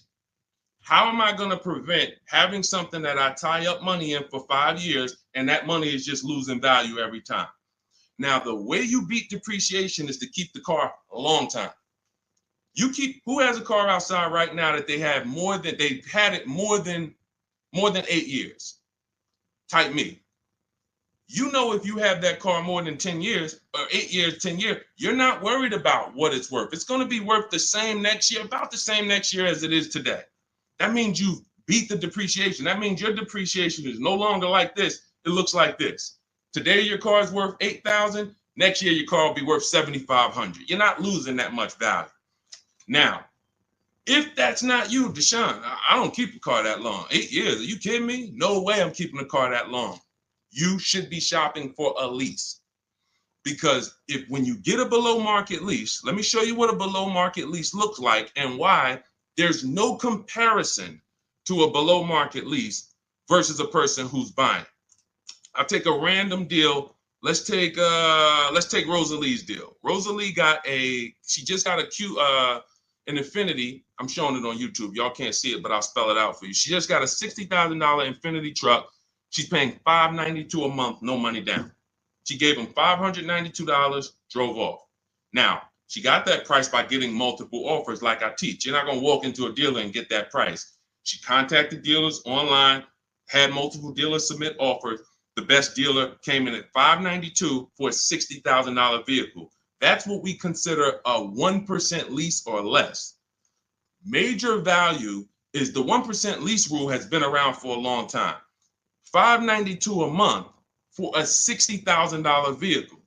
On the opposite end, we got people going out buying that $60,000 vehicle. If they did no money down, that's a $1,200 payment. So it's not even close. And it comes down to depreciation. All you have to ask yourself is, am I going to shop for a car that I'm keeping more than 8 years? If so, I'm purchasing. Don't think about leasing. It's not even important. Don't even think. People say, Deshone, you think everyone should lease? Absolutely not. If you're somebody who has the discipline and values to keep a car 8+ years, you should not be leasing. You should be shopping for a below market purchase, new or used. But if you're not keeping a car 8 years, you are spending thousands of dollars more than a person who's getting great lease deals. It's not even close, thousands more every year. And they're driving better cars than you. So Maurice, the only question you need to know about leasing is, are you going to keep this Chevy Silverado 8 years or longer, or less than 8 years? If less than 8 years, you shop for a lease, brother. Okay? Go ahead, Dolan. Next question. That's the formula, guys. That is the first question you ask yourself. The buying versus leasing question. How am I going to beat depreciation? Nothing more important than that. Got to put your deal on the right foundation. Okay, this is 777 from TikTok. They repoed my car. Do I still have to pay for the remaining balance? Well, that's a credit situation. When they repo your car, it's going to end up on your credit, and until you settle that balance, it's going to be there as a repo, and it's going to hurt your credit more. So at some point, you're going to have to deal with that. It's not going anywhere. So what a lot of people, and I would tell you, everyone who's having credit issues, you should be following Shonda Martin, Road to 750 Plus on Instagram, on TikTok. She's on every platform, and she teaches. She's basically the me of credit. All she does live Q&As. She can, go rapid fire Q&A. And when someone can sit on a live and answer questions on the fly, like random questions, that's when you know they're an expert in their subject. And I've seen her do that dozens of times. So you should be following her to see how to deal with that repo in the best way. But for sure, it's not going anywhere until you handle it. Go ahead, Dolan. Next question. All right. This is called RAV4 EXL Premium versus CRV EXL. Which is better to negotiate discount with at a dealership? There's no way to know that. I know you want an easy way to see, which is going to give me the best discount. That's just not how it works. You have to shop the offers, and you have to see what the best offer is. If I'm shopping for a Honda, if I wanted a RAV4 EXL right now, I'm contacting dealers. I'm letting them know what I want. I'm reaching out to multiple dealers. I do it online. If you want to do it online, you can type the number 1 on Instagram or Facebook. I'll send you the discount link for my digital book, Cars from Home. You can use my scripts. All my email scripts, all my templates are in there, and you'll have the blueprint step by step. You can get your copy for 75% off in my TikTok bio or in the YouTube comments. If I was doing it manually, I'm calling and I'm getting multiple offers for this RAV4 EXL from multiple Toyota dealerships. And then I'll see, okay, the best Toyota dealer said they'll take off $4,000 from me. Okay, all right, cool. All right, now let me get the Honda deals done. So it's you don't know what it's going to be. Like give you an idea.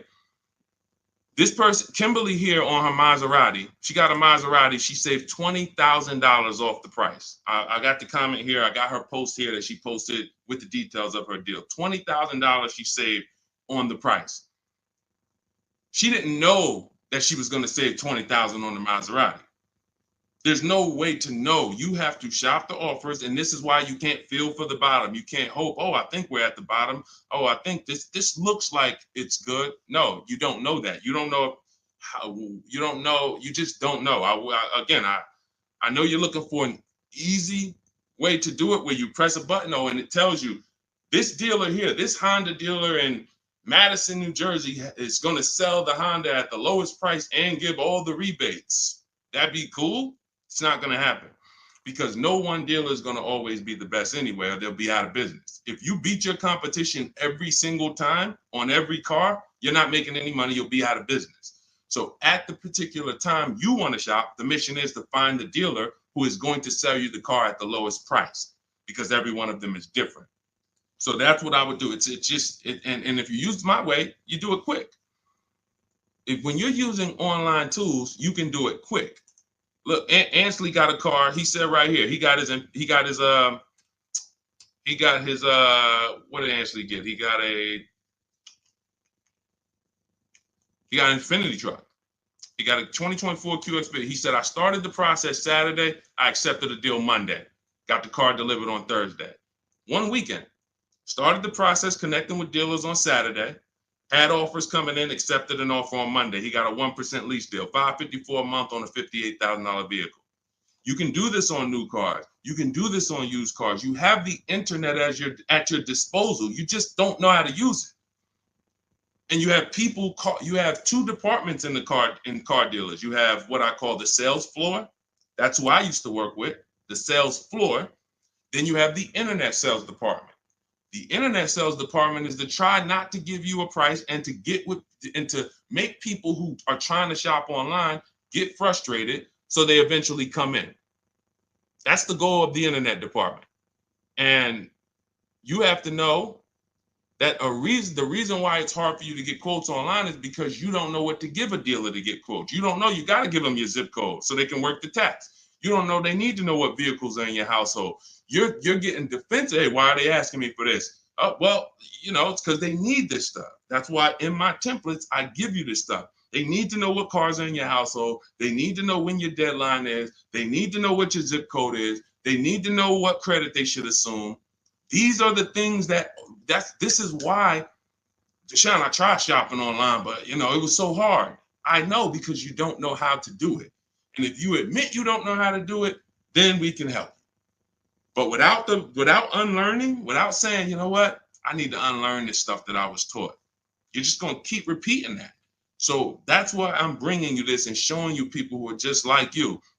You have to shop the offers. And once you do that and you learn how to do it in 90 minutes, you'll be like, oh, I can shop any offer I want. Any car I want, I can find out what the best offers are in 90 minutes. But we got to get you there. Go ahead, Dolan. Shoot the next one up, bro. Unique Devo on Instagram. Car payoff 1 year. Should I trade it? 2015 still running. Well, it sounds to me like you want a new car. Look, the cost of replacement is expensive. If you're considering replacing your car, I always say it's always cheaper to keep it. It's always cheaper to keep it. If you can put, do you have a local mechanic? You should. Everyone who has a car, especially an older car, you should have a local mechanic. Why? Because a local mechanic is going to save you 50% off of what a dealership is going to go through. There's some people who religiously go to dealerships every time something on their car goes wrong or breaks. They go to the dealership. Even with engines. Yeah, Deshone, I put a new engine in and paid $10,000. Listen, local mechanics will actually save. They're worth their weight in gold. And so if I can keep my car running, that's what you want to consider. Now, you still owe money on this car. So you shouldn't be buying cars. You should be leasing cars. Because anyone who is replacing their cars while they still have a payoff should be leasing. That's a clear indicator. There's many indicators. I gave you one. If I'm not keeping the car 8 years, I should be shopping for a lease.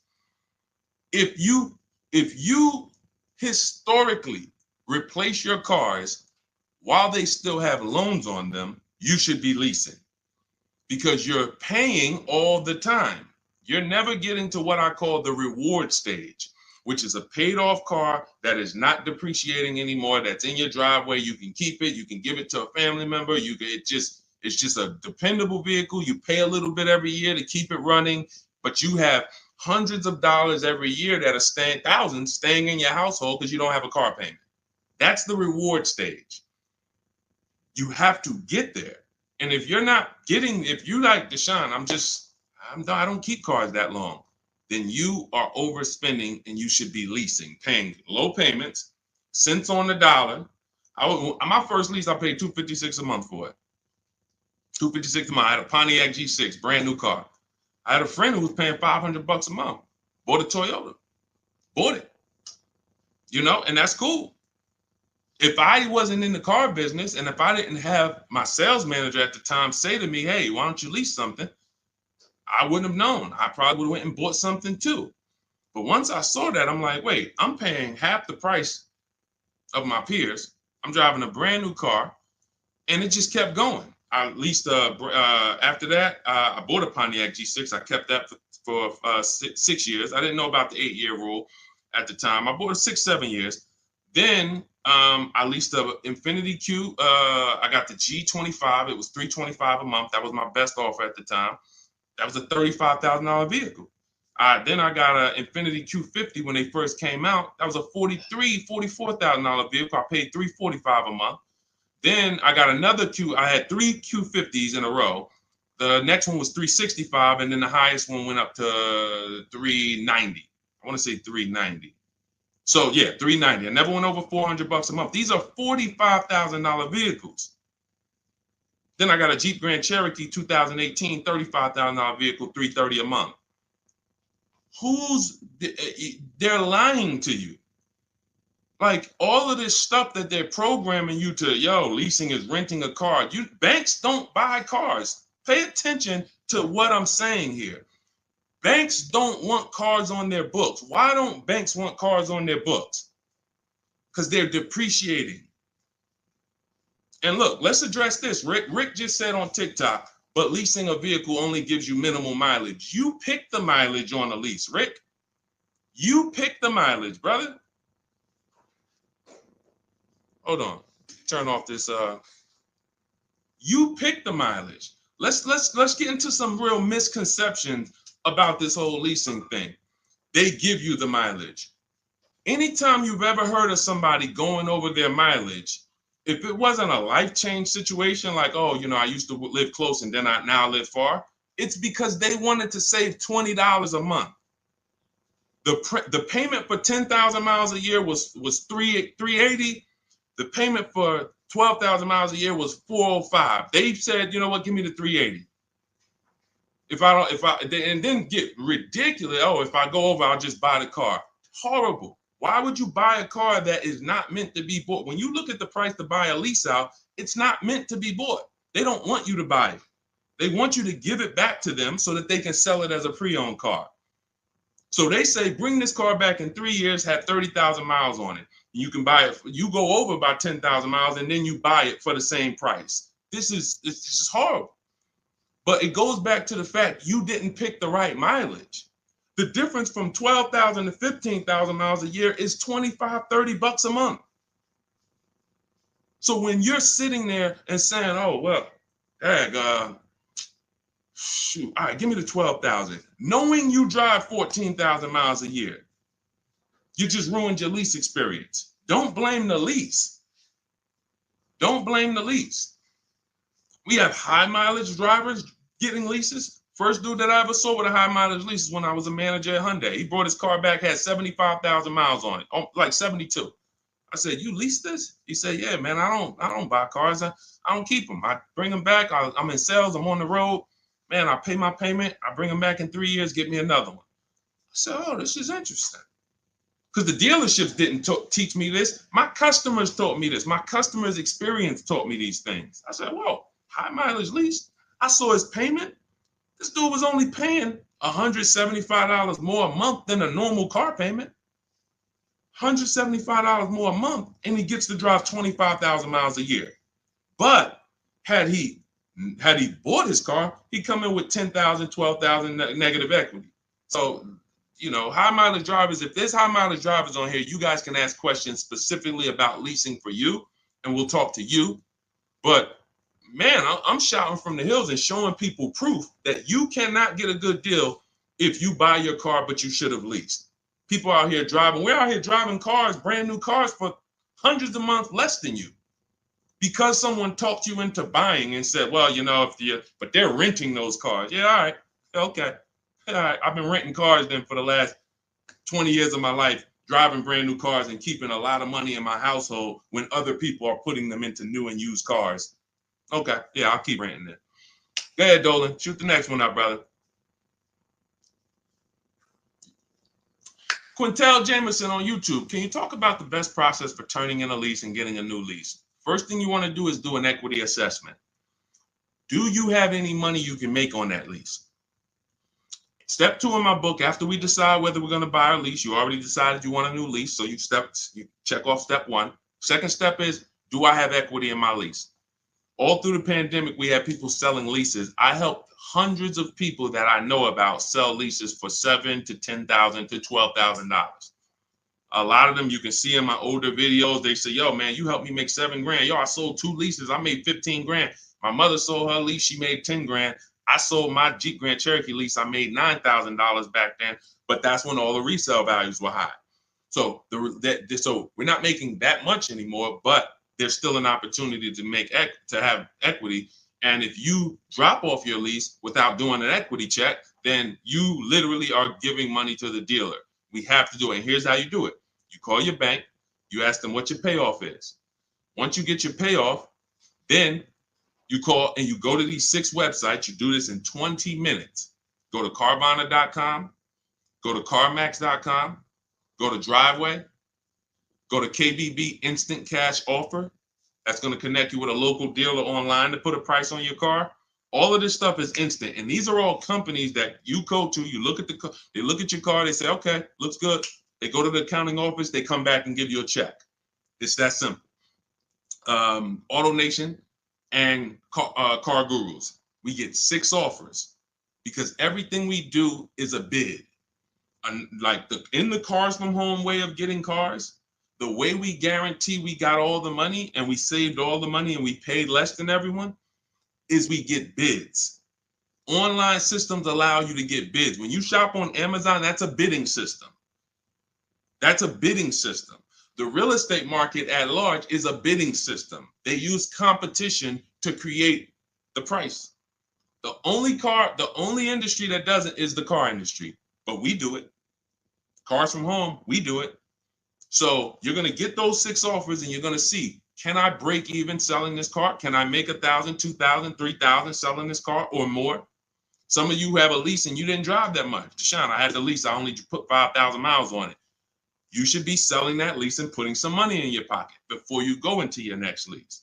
So, I know there's a lot of people on here. You might have didn't know you could sell a lease. Type a question mark if you didn't know that you could sell a lease. Sean, I never even knew I could sell a lease. Type a question mark.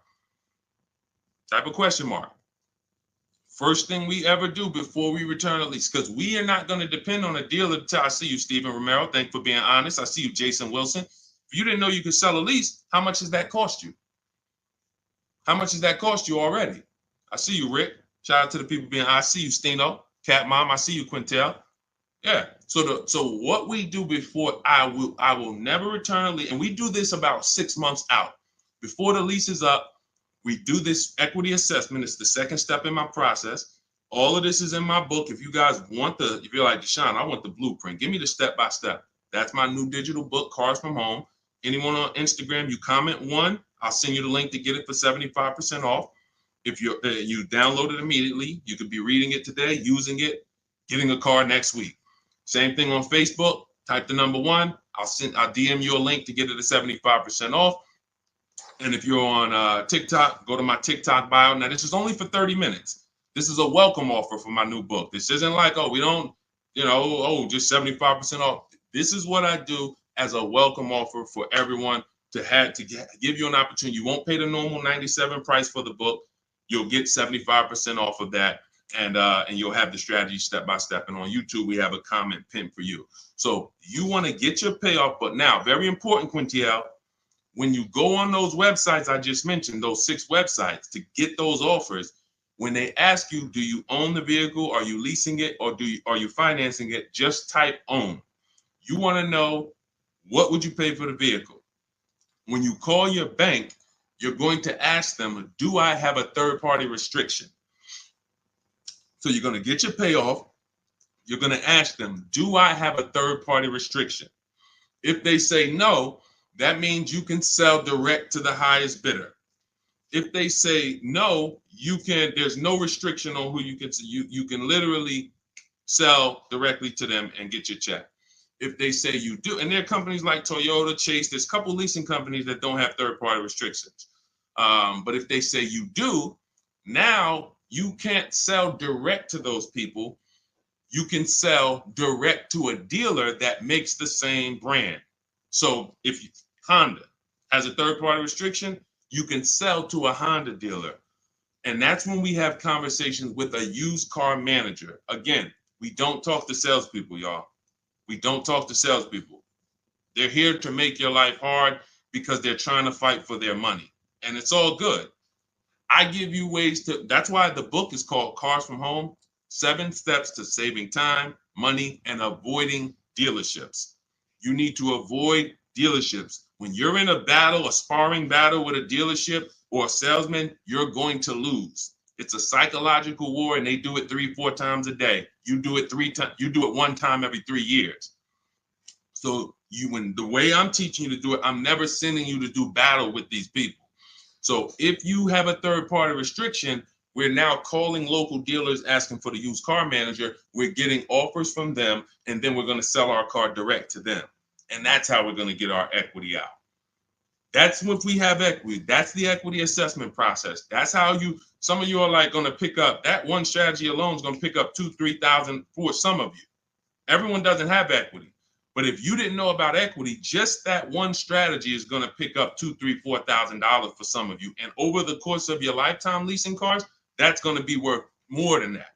Because some of your cars will have equity, and some of them have a lot of equity, and some of them have no equity. But if you don't know about it, every single car that you give back to a dealership, you just gave them $2,000, $3,000, $4,000. And then you wonder why they say, good news, we got this deal done for you. You don't even have to put any money down. Yeah, because they're using the money from your old car. So once you assess your equity, that's when we go into shopping for the new car. We got to see if we have equity first before we think about shopping for our new car. That's step 1. Okay? Do that before anything. All right, Dolan, cue the next one out. See, I'm not going to give her, if y'all notice, I'm not going to give her the whole playbook. Why? Just to confuse her? I'm not going to tell her, oh, once you do this, then go do this, then go do this. And then when you check your car, this is how you do your test drives. And this is how you make sure. And then this is how you, why would I do that? I like step by step. Does that make sense? Type the light bulb emoji if you're on a cell phone. Type the light bulb emoji if that makes sense. Why would I give her what to do at step 5? She hasn't done step 2 yet. Get your equity, Quintiel. Find out if you have equity first. Do that exercise that I just said, and then come back and we'll talk about the next step. You come back and say, Deshone, I did it. I don't have equity. Perfect. Now let's move to the next step. Deshone, I did it. Good news. I have $3,000 of equity. Perfect. Now let's move to the next step. Okay. Go ahead, Olin. All right. So here we go. This is Selly H20 from Instagram. My vehicle was totaled this week. Sorry to hear that. Hope you're all right. I'm going to the dealer today. What should I know? The dealer today, there's 17,000 new car dealers in this country, 100,000 used car dealers. Every dealer has a different price. So you're going into what is the benefit to you of going into the dealer? You think, oh, well, I'm sold on my car. The best thing you can do right now is ask yourself the first question. Are you keeping your next car 8 years or not? Are you keeping Selly H on Instagram? Are you keeping the next car you're getting 8+ years or no? Let me know. This is Selly on Instagram.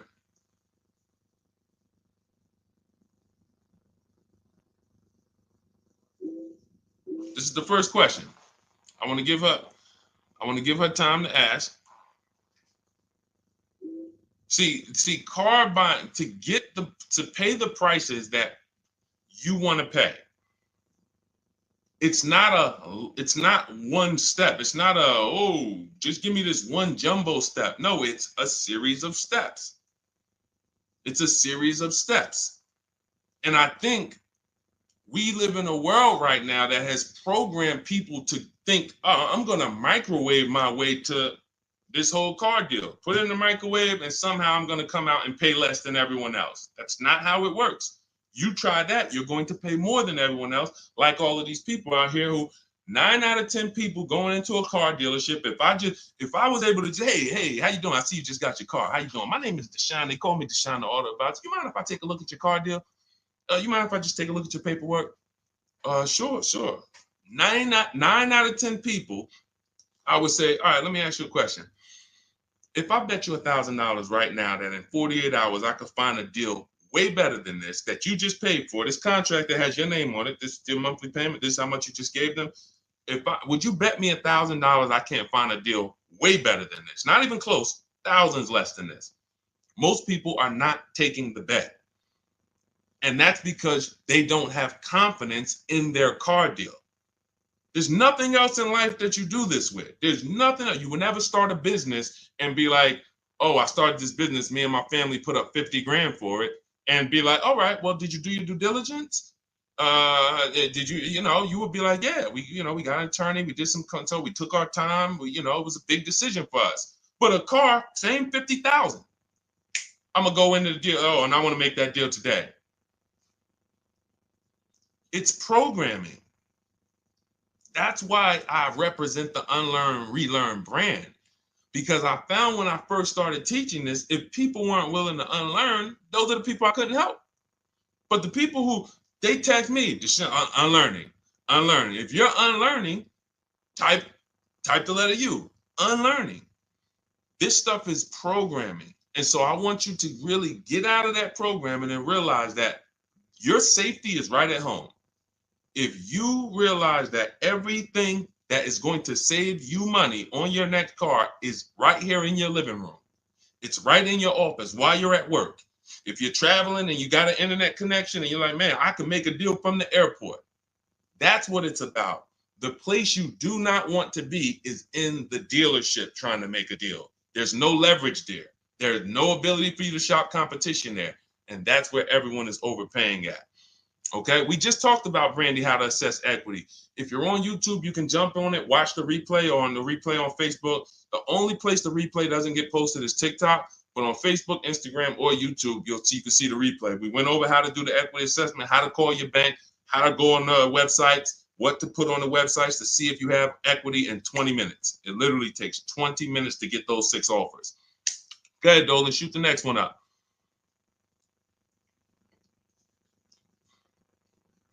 Steven Romero from TikTok, shopping through Carvana. Carvana is one marketplace. That's all it is. Carvana, I know Carvana is, oh, you don't have to see, the reason Carvana wins is because people are scared of dealerships. There's no other reason than that. Carvana has historically paid more, especially throughout the pandemic. They were paying more to buy cars than anyone else. So let me ask everybody on here a question. We got at least, we got a good number of people on here. Let me ask, got some intelligent people. If you are paying more than anyone to buy cars, when you sell those cars, are you going to be higher or lower than anyone?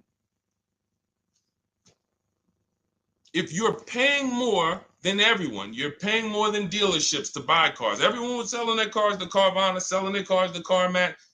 If you are paying more than everyone else to get your inventory, when you sell your inventory, is it going to be higher or lower than everyone else? Exactly. Higher. Exactly. But how do they do this then? They do this because people are scared of dealerships.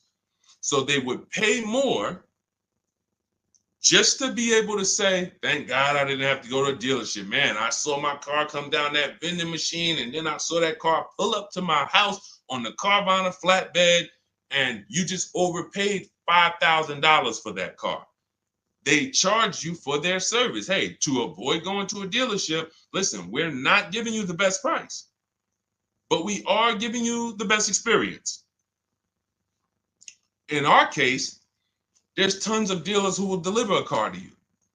There's tons of dealers who you can have the same experience with. Every time we get a car, we have the same Carvana experience. My experience, the people who, look, everybody who you're going to see me go after right now, and if you hop on YouTube, you'll see this. Look, Tosha's experience, just like Carvana, did it from home.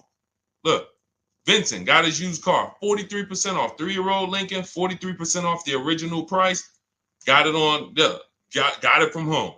Look, Ansley, we already went over Ansley. Sean saved 20 grand on his F-150 from home. That's a Carvana experience.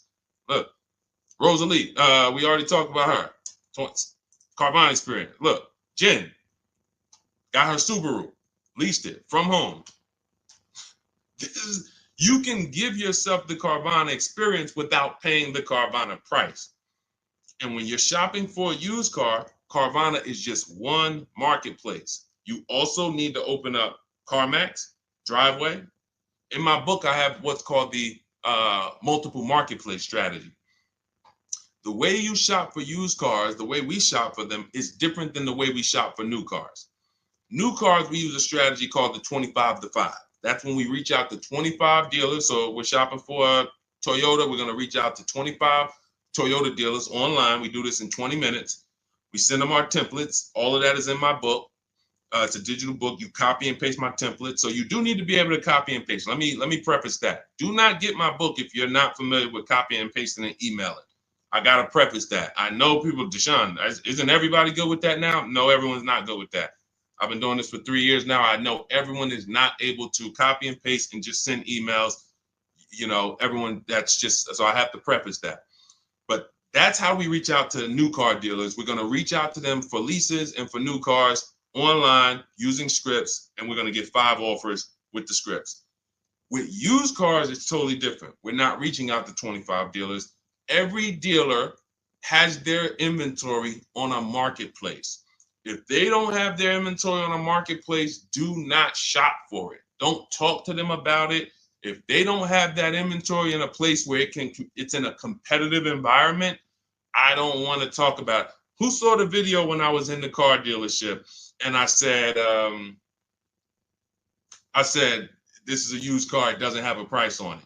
I was in the car dealership and I said, look, anytime you see a used car, if it doesn't have a price on it, you know, don't negotiate on it. If you saw that, type I saw it. Whenever someone is not putting a price on a vehicle for any reason, it's because they want to make the price up and negotiate down. So let's just say I'm a slimy dealer. Let's say I got a $40,000 car. It was $40,000. I was at a dealership yesterday. We made a commercial about a dealership, and I looked in the car. It was a used car. It was a 2018. It had, the only price it had on it was the original price of the car. So it had literally, it was around a $40-something thousand car. It didn't have a used car ticket, $22,000, nothing like that. So it had a $40,000, and it had all the stuff that was in the car, original. But it's a 2018. So what happens when a person says, hey, how much you want for that car? And there's no internet that they're comparing that to. They're going right on there and just saying, okay, that person has a great opportunity to make up a price and say, well, you know, we're asking $24,000 for it, but you know, our asking price is $24,000. Oh man, that sounds a little high though. You know, it's 2018. You know, you can't do no better than that. You know, I mean, what you have in mind? You know, I'm trying to be around 20. You know, I'm thinking closer to 20. Then I don't know if I could get to 20. I might be able to to see if maybe we could like split it, go up the middle, you know, between, you know, like around 22, something like that. Why don't we take the car for a ride? Let's see if you like the car. You're already in the mouth of the snake. You are literally a mouse in the viper's mouth. Once you've already agreed to talk about a car that doesn't have a price on it, you're done. Because let's just say if that same dealer had to list that car online, that car might have been listed for $18,000. But because you walked in and started talking about it and say, hey, well, you know, what do you think? This is how people leave happy.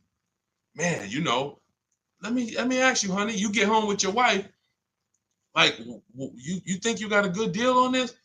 I think so. I think the guy worked with me because, you know, they said they was asking 24. And you know, I went in there and you know, we made a deal about 22, a little under 22. He took off 2,000 from me. No, he didn't. There was no real price. So this is why you want to be on marketplaces where all the prices are listed. Cars.com, cargurus.com, carfax.com, carmax.com, carvana.com. That's one of them.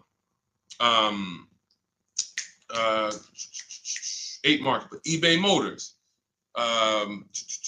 one more, Driveway. So there's 8 marketplaces, 8 major marketplaces. And you want to sit back and shop for your car like you be shopping for a TV on Amazon. And you'll realize once you start doing this, you'll see The same car that was at my neighborhood dealer that I liked, there's 50 of them within 100 miles of me. There's 50 of them. In fact, once I pull a Carfax, I'll see that one didn't even have a good Carfax, the one I was looking at. That one didn't even have the service records that I want to see. These are the things, this is why shopping marketplaces make sense. You want to shop, I talk about this all the time. It's called my multiple marketplace strategy. I made videos about it.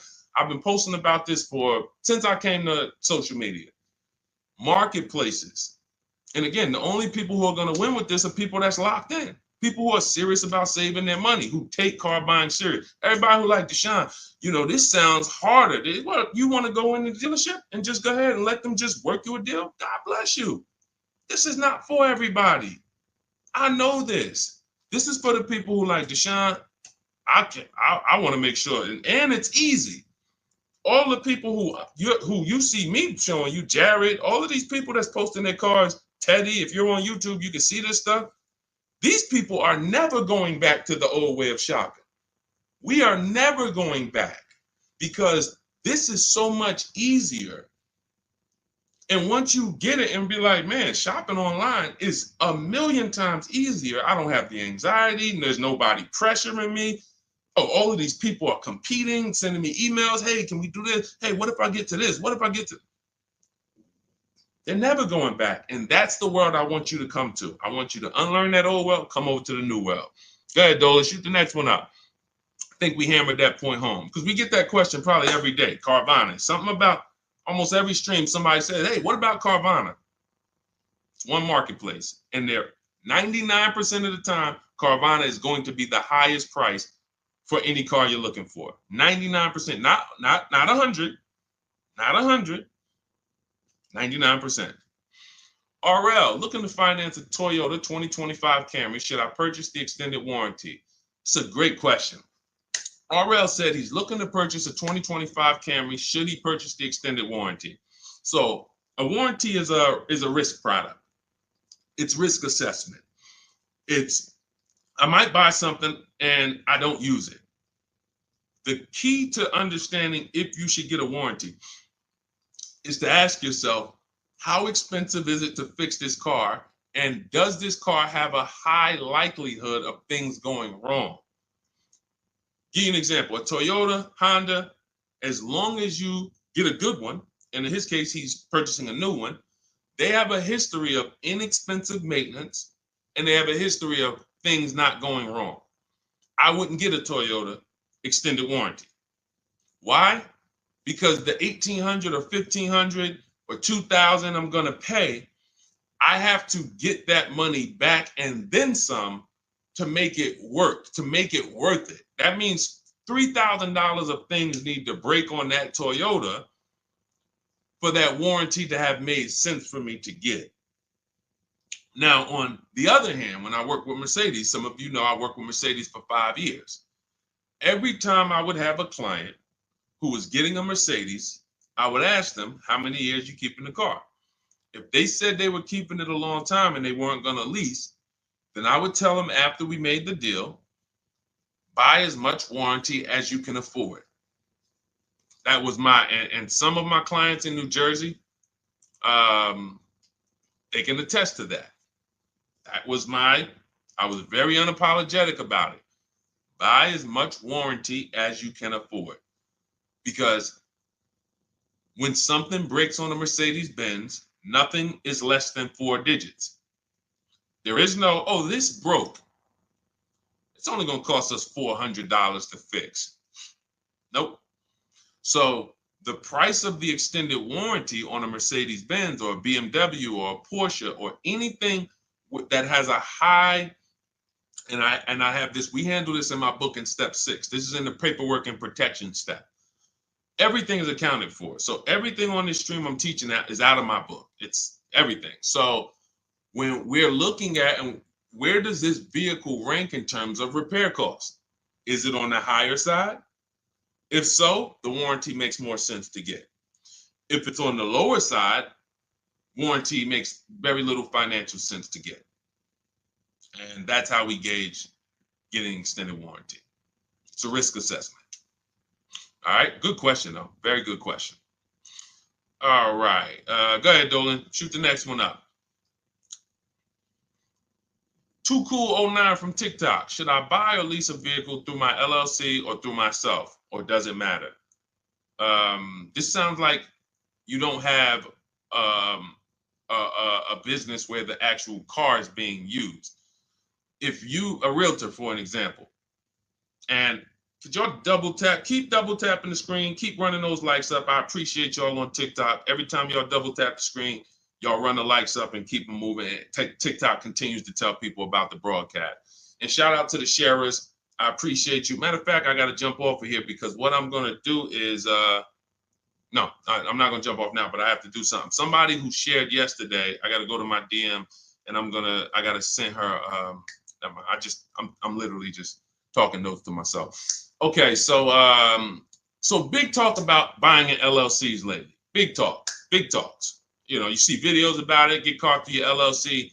There's going to be tons of people audited who had cars in their LLC, writing certain things off and are not using the car for business. It's going to be very, very bad. It's coming because the IRS may come later, but they come. When they see, okay, we see people getting all these cars, they know the social media videos and people just putting cars in the LLC.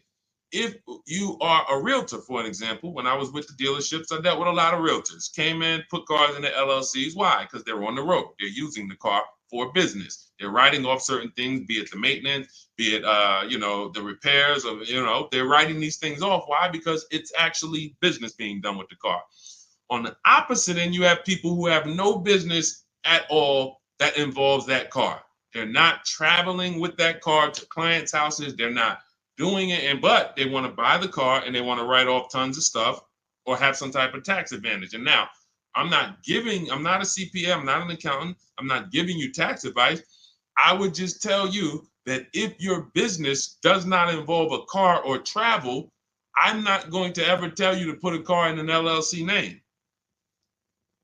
Now, you talk to your accountant about that, talk to who does your taxes, but that's really the basis of if I should get a car in my LLC or not. Does my business do business with a car? That's it. And after that, you decide, how long am I going to keep the car? Then it goes back to the most important question. How many years am I going to keep the car? 8 or more, I'm going to buy. Less than 8, I'm going to lease. That's it. That's it. A lot of audits are coming. I'm telling you. You see the PPP loans. It took a while, but people are going to jail now. It's going to be the same way with these cars. People are not going to be able to pay some of these people getting Range Rovers. Yo, hey, I see you. You got this Range Rover. You wrote off like huge amount. Let me tell you, how much business was done in this car? Oh well, it's going to be it's going to be bad. That's why financial literacy is important, people. Okay, so all of this is out of my new digital book, Cars from Home, 7 Steps to Saving Time, Money, and Avoiding Dealerships. I can sit here all day for the next 2-3 hours talking about the strategies we use, the process we use, the system I created to help all of these people that I've been talking about in the broadcast save this money. You can see these deals, and some of you are going to go and you'll see, wow, I got that same car. I got to hit you with the bad news first. The bad news is, hey, Rodney Brown, I'm sorry to tell you, my man, but the same car you have, we just helped somebody get it and look what they paid. Dang, they paying a lot more than me. They put money down? No, they didn't put any money down. How they paying that low? It's because they know stuff you don't. They followed a process that you didn't follow. You went into the second most expensive purchase that you're ever going to make, and you just winged it. You just say, hey, you know what? It's a $50,000 car. It's a $40,000, $30,000 car, $100,000. I'm just going, I think I can feel my way through this joint. That's why you're paying the prices you're paying. That's why you're not paying what we're paying. So when you come into our world and you're like, Deshone, I want the blueprint. Everything I teach is in my new digital book, Cars from Home, 7 Steps to Saving Time, Money, and Avoiding Dealerships. So type of number 1. On Facebook, I'll send you the discount link. You can get the 75% off. Type the number 1 on Instagram. I'll send you the discount link. 75% off. That's our welcome offer. It's only for 30 minutes. And if you're on TikTok, go to my TikTok bio, get your copy for 75% off. And on YouTube, we have the comment pinned for you in the comment section for you to get yours at 75% off. And make sure you are reporting to me your deals, just like Tiffany.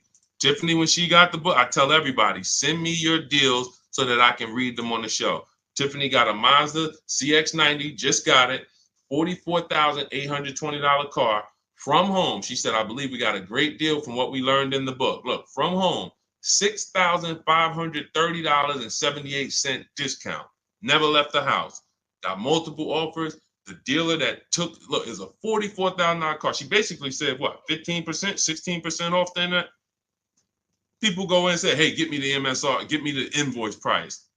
She blew invoice price away using the book. Get your copy. It'll be in your inbox now. Make sure as soon as you purchase, you screenshot the thank you page. I tell you, you'll see it big. Screenshot this page. Why? There's a support email on there just in case for any reason you don't get the book. It's usually because you type a letter wrong in your email. You're typing fast. You can reach out to my support team to make sure that you get your book. I want you reading it now. I want you using it now so that you can be like Ansley. He said, look, I started the process on, I started the process on Saturday. I accepted the deal Monday. Doesn't take long. Doesn't take long. You can literally be you can be signing a below market deal in 3 days using the strategies. These are not meant to, this isn't going to school. You know, I spend a lot of time in these videos warning you what not to do. In my book, I'm not warning you what not to do. I'm telling you what to do. Do this, do this. Now, all right, you did that. Great. Now do this. Oh, great. Now you did. Now do this. And before you know it, great. Congratulations. Let's get ready for delivery. That's how the book is laid out. All right, so we're gonna jump off. We've been on here for a little over an hour. I know it's early. You'll be able to watch this throughout the broadcast. You know, I can't really answer. Look, I could give y'all BS answers, and I can get through 100 questions. If I give you BS answers, I can zip through 100 questions in 1 hour. Do Lexus give good deals? Well, sometimes got to shop around. Next question. Is there any negotiation on leases as far as monthly payments without putting money down? Absolutely. We get our deals with no money down. That's how we submit our offers. You get at least 5 offers and you'll find out what the best deal is. Absolutely negotiate. Next question. I could do that. Is that what y'all want? Let me know. What I do is if someone asks me a question, I go deep on the answer because this is car buying. This is not. This isn't, hey, I'm gonna get a little, you know, I'm about to spend $100, you know. What's your opinion on this, Deshone? You know? So I think from what I know about people, I think you guys appreciate Deshone. Break it down for me. Break it down for me. And if you want more, if you want all the answers, get your copy of Cars from Home and you'll have all the answers. But I like to be thorough. And I can't because all I care about is the result. I don't care about I care about people writing me, Deshone, check this out. Look at my deal. Look at what I just pulled away. I want you writing me, emailing me, proud of your deal. I don't want you running into me one day if you're ever around New Jersey, New York. Hey, Deshone, hey, what's going on, man? Hey, man, I follow you. Oh, man, I used your stuff, bro, man. Oh, cool, man. How'd you do? Yeah, I think I did all right. No, you didn't. No, you didn't. Because everyone that learns from me, oh, man, I have people run up to me. I never shopped like this before. I had all of these dealers, and then the lowest dealer took off all this money. That's the one I went with. That's a person that I know. Congratulations. Great job. You listened. You trusted the process. I care about the result. And that's all I want. I want you to enjoy car shopping. I want you, it's 50, 100 grand, 5, 6 figures of your money. You deserve to enjoy it, and you deserve to pay less than everyone else is paying. That's what I'm here to do. So I'll see everybody who has the book. I'll see you inside. Use it. You'll see I link to a couple videos in there. You'll see it's some surprises in there. That's not a traditional book. There's links to videos. I got links to scripts in there. You'll see. You'll see why it's a digital book. And it's a one-time purchase. Anytime something gets updated, like Vroom went out of business a couple months ago, they used to be in our strategies. They were in our marketplaces when we shop for used cars. Vroom was on that list. And they were in the when we do our equity assessment, Vroom was on the buyers list. If I had mailed out a book, if y'all were buying a physical book for for these strategies, that means now I got to make another book, and then I got to say, all right, guys, well, this is edition 2. That was edition 1. Vroom's out of business. Next thing you know, you're getting edition 40, and you're like, dang, every time a new website comes out, because we do online, dang, I got to buy another book. Nope. With Cars from Home, what we did, soon as Vroom went out of business, I went in, I updated the master file, uploaded it, all the thousands of people that have the book, and about 9,000 people have the book right now. So this is, you can go on Goodreads, you could type in the Cars from Home book online, you'll see, oh shoot, this book is out there. It's already 5-star rated. So this is what it's about. Results. Grab your copy in my Instagram bio or my Facebook bio, or everybody that types the number 1 on Facebook, I'll DM you the link exactly to get this discounted price. Everyone on TikTok, you go to my TikTok bio, click that website, and get your 75% off. And then on YouTube, we have it pinned in the comments. So use this stuff, win with it, write me with your deals, y'all. Stop overpaying. You don't want to be like these people out here. You don't. They're getting hammered right now. They think there's no deal. Oh, when is the market going to get better? It's never going to get better for them. It's never. They're going to keep doing the same thing. And it's sad, but that's not what we're here to talk about. Let's get you to paying less than everyone else. All right.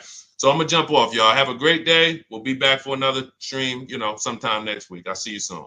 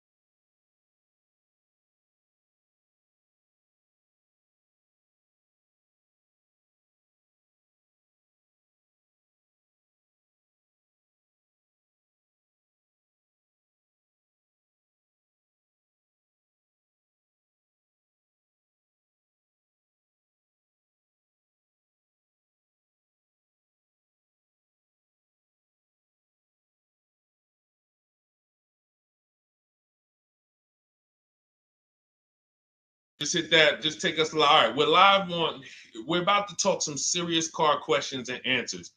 I want you to ask any question you can think of concerning car shopping so that we can dig deep into it. It looks like Facebook we continue to have trouble with, and I think it's because we already have a stream going there. See if you can get out of that stream, Dolan, if you can cancel that stream so that we can get on the Facebook. But I want you guys to start asking your questions. And Dolan, bring the first question in so we could get the show on the road. And then what we'll do is we can check the back end and try to delete the broadcast from Facebook so that we can get on Facebook. Okay, this is Sam from TikTok. So there's a car for $7,000. I want to sell my car worth $12,000. Can you explain that? Well, who are you selling your car to? If you say it's worth $12,000, then all right. We only get offers to find out what our car is worth. We don't use algorithm sites because that's worthless. An algorithm site is a site like Kelly's Blue Book. You punch in your year, make, model, and in 3 seconds it tells you your vehicle's worth $12,000. Right now, we have companies that bid against each other. And what you want to do is you want to go on your computer, go to CarMax.com, go to Driveway.com, go to Carvana.com, go to AutoNation.com, go to Kelly's Blue Book Instant Cash Offer.com, and go to Car Gurus. All of them will connect you to somebody or some major buyer who pays cash for cars immediately. Literally, quick inspection, drop your check, and you're on to you're literally, it's that simple. We are no longer at the mercy of private owners who are going to come by and look at our car and no one buy it and talk us down. There are extremely competitive buyers in the market that I've been telling people about since 2021 when we were cashing out. I was big on telling you guys during 2021 to 2023, during that whole pandemic run, cash out now, because the values of those vehicles will never see them again. So there are some people who cashed out, but that was also the beginning of showing people that you can sell to what is called institutional car buyers. And that is what stopped people from trading their cars. There are people who have learned from me, and maybe other people have mentioned this, that will never trade a car again because you're not getting the money that it's worth. So you go to those 6 companies, Sam, it should take you no more than 20 minutes. They're going to give you their best cash offers.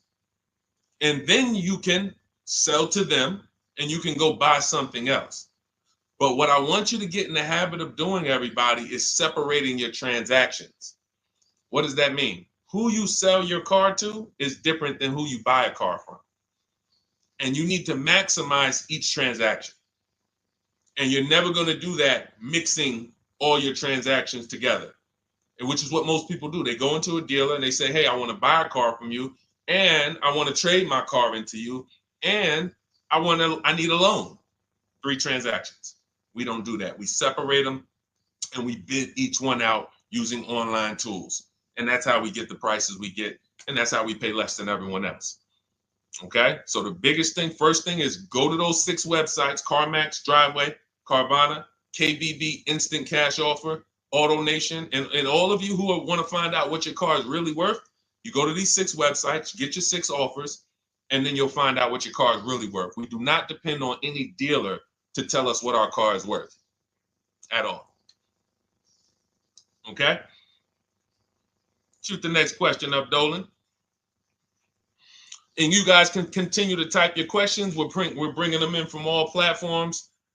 This is Terrell Taylor. By the way, everything that I'm talking to you guys about is out of my new digital book. It's called Cars from Home: 7 Steps to Saving Time, Money, and Avoiding Dealerships. Some of you may have it. If you have it, shout out to those who have it, and shout out to those who've used it to actually pay less than everyone else. And make sure I want you to be like Tiffany. Send me your deals. Send me your deals. When you get your cars, I want you to actually send me the results. Look, this is, oh no, that's not Tiffany. That's someone else who used the book. Look, used the book, got $175 a month less than her first quotes before she used the book. So send me, but you can get a copy of this book immediately for 75% off. It's normally $97. Go to my TikTok bio. You won't leave the broadcast, and you can have the entire blueprint. If you don't want to try to remember everything I'll be teaching you over the next hour, you can have the blueprint. You won't pay the $75. You'll get the 75% off. And we also have a comment pinned in the comment section for you guys on YouTube and on Facebook and on Instagram. You go to my bio. So anyway, go get it, because it's only for 30 minutes. After the timer goes off, it's $97. It's still worth every penny. You can Google it. 5-star book. You can see all the people who rated it, all the people who's using it. This isn't a test to do, but I want you to get it at 75% off. It's better to pay $24 than $97. Okay, Terrell Taylor. So you said, Terrell Taylor on YouTube said, I have $35,000 to $40,000 to buy a truck with. Should I buy a used or a late model new, 2022 to 24? So whenever we're considering a late model used car, this is a model like Terrell said, that is 1 to 2 years old. Let me tell you why I don't like shopping for those first. I like to shop for a new price first. Whenever you are buying 1 or 2 year old used vehicles, you have to realize something. How do dealers get used cars? Trade, or they get them off lease, they buy them. When you have not waited 3 years, you're not going to see a lot of used vehicles in that option, because most people don't buy a vehicle and then trade it in 2 years. So you're not going to see a lot of 1 and 2 year old used vehicles. I don't like that, because when there's not a lot of a vehicle, the people who have that vehicle get to set very high prices that we have nothing to compare it to. And that's a recipe for losing and overpaying. I've had people come to me who are looking like you, and what I say is, I say, okay, shop for a new one first. I'm gonna tell you why. When you shop for a new one first, you get to see what the market value is. So take Sean. I'm showing Sean. Some of you have seen Sean. He got an F-150 Lightning XLT, $73,000 vehicle. Using what we teach and getting bids from home, using the Cars from Home system, he saved $21,000 on a new one. That was his best offer. He got multiple offers because we always get at least 5. So his best offer, he saves $21,000. If he had gone to look for a 1 or 2 year old one of this, he would have never known that the new ones he can save $20,000 off of if he shops right. Now, some vehicles, it might be $7,000 off, $10,000 off, $5,000 off. The point is, until you know what the new market is for a vehicle, you can't shop a 1 or 2 year old one.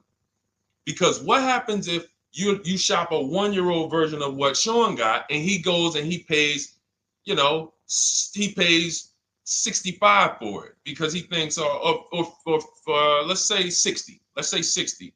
A brand new one, 73. Someone else is charging 60. All right, it's 2 years old. Let me get that one. Not 15 grand off. Problem is, he just overpaid for a vehicle because he could have got a new one for less than he got that 1 or 2 year old one.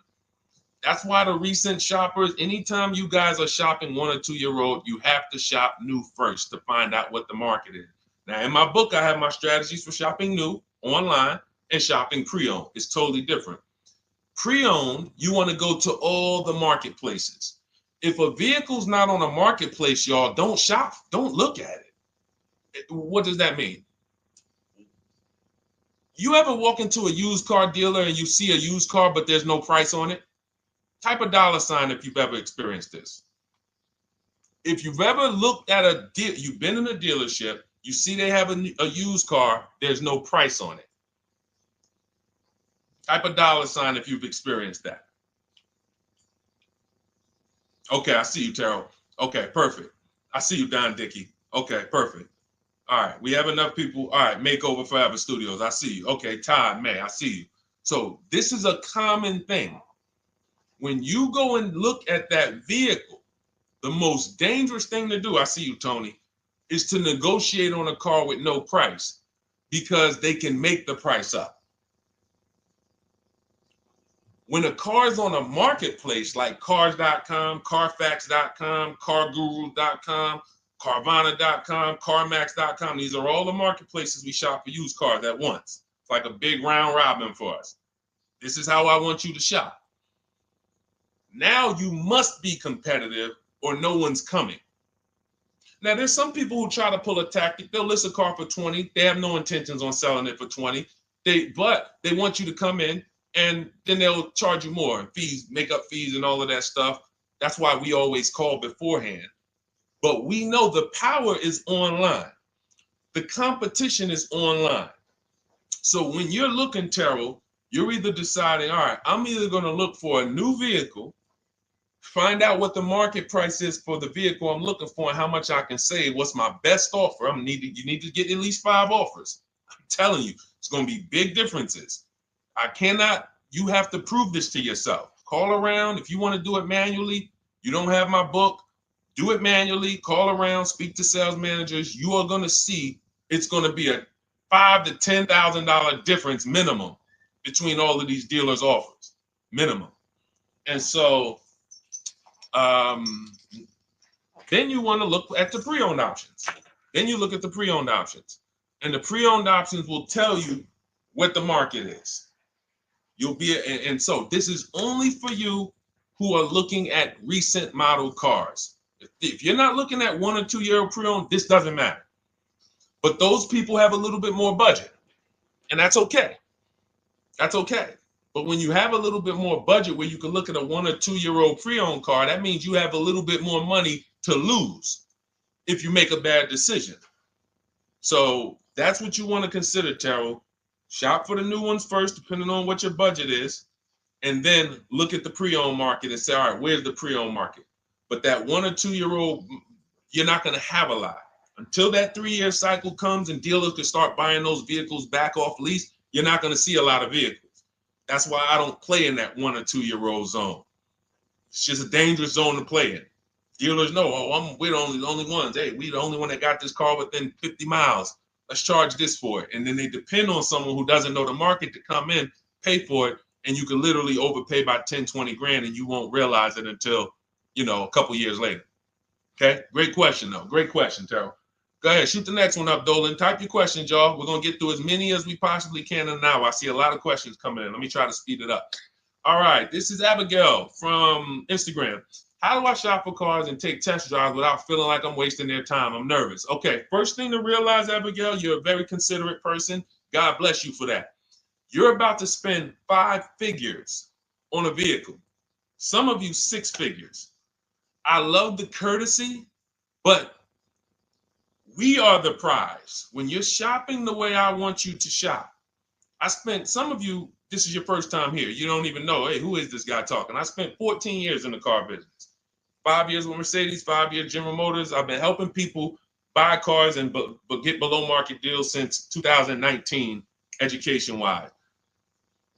I love it, but you deserve the experience. If you were walking into the mall to spend 15 grand, let's just call it 15 grand, how would you want to be treated? Like royalty, right? Right? So, but I'm going to answer your question, but I need your mindset. A lot of what we're discussing is going to be the right mindset. You are the prize. That's why I don't want you going to dealers begging for discounts anymore. I want you sitting at home making dealers bid. This is how we do test drives on new cars and leases. New cars and leases. This is how we do test drives. I have it in my book because it's that serious. You're either going to have a great test drive or you're going to have a horrible test drive experience. We call and we ask the dealer, who's the most experienced person there? Who does everybody like? Who's the person that, has been there for a long time, just has a great reputation? Oh, that's John. John is just, he's been here 20 years. Everybody loves him. Okay, can I speak to John? Hey, John. My name is Deshone. I'm interested in the Honda Pilot. I just like to test drive it. I'm in the process of deciding what I want. And, do you have this particular model? You have one there that I could test drive? John, because we asked for the best person, we're typically going to get somebody who is not going to lie, usually. Not a guarantee, but taking these steps, I know these guys. I've been in this dealership. I know most dealerships have one person there who has a good reputation and who cares about that reputation. If you're enjoying this content, hit the like button, y'all. And Keith, y'all killing the likes on TikTok. Shout out to everybody who's hitting the likes on TikTok, to double tapping the screen. Appreciate y'all. And shout out to everybody who hits the like button. When we get there, we meet with John, we test drive. John, thank you so much. Can I have your card? I'll leave you my information. And if this is the vehicle I want, I'll be in touch with you. Perfect. Oh, Deshone, we don't sit down? We don't think? No, we never sit down. I'm telling you that there are things you must unlearn about the shopping process if you're going to win. And what does winning look like? Getting the most money off in the least amount of time. There's no leverage that you have when you sit down and try to negotiate with a car salesman. Every single dealer around you that wants to compete for your business, you can't talk to them while you're sitting in one dealer talking to a car salesman. That's why we don't do it. We get a card. Thank you so much. Listen, if this is the one for me, I'm going to give you a call. Simple. Pressure's off. There's no pressure in our system. You can't pressure us. That's what I want you doing. New cars, leases, that's how you test drive. 20 minutes, you're in and out. And I'm a car salesman at heart because that's what I am by profession. I would never develop a system that would allow you to waste car salesmen's time. I just wouldn't do it. I developed a system that when our people go get cars, look at Ansley. When our people go get cars, Ansley just got his lease, 1% lease, $58,000 Infiniti. Look, started the process Saturday, accept the deal Monday, all by Email. $58,000 car is paying $554 a month, no down payment. You know, we have tons of these. None of these people spent. Look at Jared. Lease like a boss, $569 a month down to $520. Volkswagen Tiguan, no money out of pocket. Let's go to a purchase. Pierre, pre-owned car purchase, got his 2022 Mazda, got a 20% discount off the original MSRP. This is 30 minutes. We are not spending more than 30 minutes in dealerships. Who doesn't want to spend more time in dealerships? Type me if you're like Deshone. I don't want to be in dealerships that long. You thought you had to be in dealers to save the big money, right? You thought you had to be in dealers to save the big money. I'm showing you as someone who pays less than everyone and who teaches people to pay less than everyone. Look, Kimberly, $20,000 off a Maserati, shopping from home. Because when you can talk to more people at once, the discounts fly off. And you see that all these dealers want to compete. So what you want to do, the best thing you can do to not waste people's time, Abigail, is to shop from home the right way. Because when you shop from home the right way, you realize it's only a few things you need to be in the dealership for. That's your test drive. I just told you how to set it up. With used cars, we do it at the end. But we're only there for a second. In fact, when you go to pick up your car, they're going to tell you, thank you. This was one of the most easiest deals I ever made in my life. Because you came in, you emailed us, you knew what you wanted, you gave us the information we needed, we made you an offer, you knew what you were decisive. We have all these scripts. By the way, in my book, I have all the email scripts. You don't have to even think about what you're going to say. It's literally copy and paste, copy and paste, copy and paste, copy and paste when we're shopping for new cars and leases. With used cars, before I go to the next question, I want to hit on the used car process. Used cars, we must test drive at the end. We can't test drive used cars over here and then go and buy another used car over here.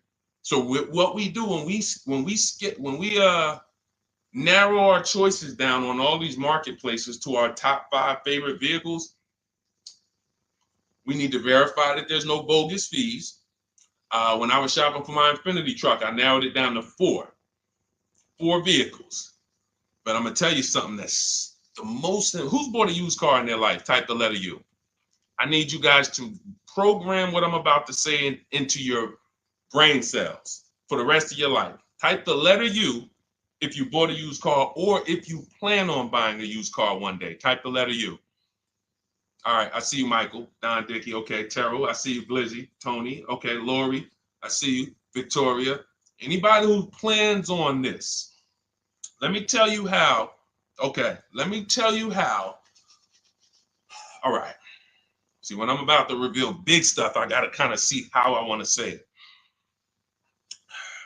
The marketplaces that we go to look at used cars on, they're never going to tell us what a great price is. And I'm going to tell you why. The only thing that matters, let's say we're looking at 4 white Honda Accords. 4, they're all white. These are the cars we want. We've narrowed it down. We're looking at 4. They all got similar miles, and their asking price is $20,000. The marketplace is going to tell you what they think a good deal is based on algorithms. Based on all the vehicles listed on the market, this is a good deal. This is a bad deal. Here's what matters. How much was the original price of each vehicle? Why is this the only important thing? Because if we're looking at 4 white Honda Accords, but one of them was $35,000 when it was new, one of them was $39,000 when it was new, has a sport package, some special technology. One was $31,000 when it was new, one was $29,000 when it was new. What's the best value? What's the best value? You see how we clearly just went from, wow, all of these vehicles look the same, similar price, similar asking price. But once we found out, wait a minute, this one right here was $38,000 new. This one here has the cameras in it all around and the self-driving package, and it has the same asking price, or it's maybe $1,000 more. This is what I call the true value discount. The true value discount. And let me tell you why the marketplaces will never tell you this. Because if they advertise the true value discount, someone has to be at the bottom. In other words, when you're looking at Honda Accords, if you could go right to the true value, who's giving me the biggest discount off the original MSRP? That means the car at the bottom, they might be giving you no discount off the MSRP. We saw that during the pandemic. It was people selling, who remembers people selling Toyota Camrys, 3-year-old Toyota Camrys, for the same price as they were when they were new? There was some deal, everyone wasn't. I know a couple dealers, I know a couple general managers who run dealerships who are ethical. And they said, look, I don't care what the market does. I can't sell a used vehicle for the same price it was when it was new. I'm not doing that. Because when that customer comes back in 3 years to deal with me, I'm going to have to help them again. And if I buried them in their car, then I'm not going to be able to help them. But there were plenty of people who was.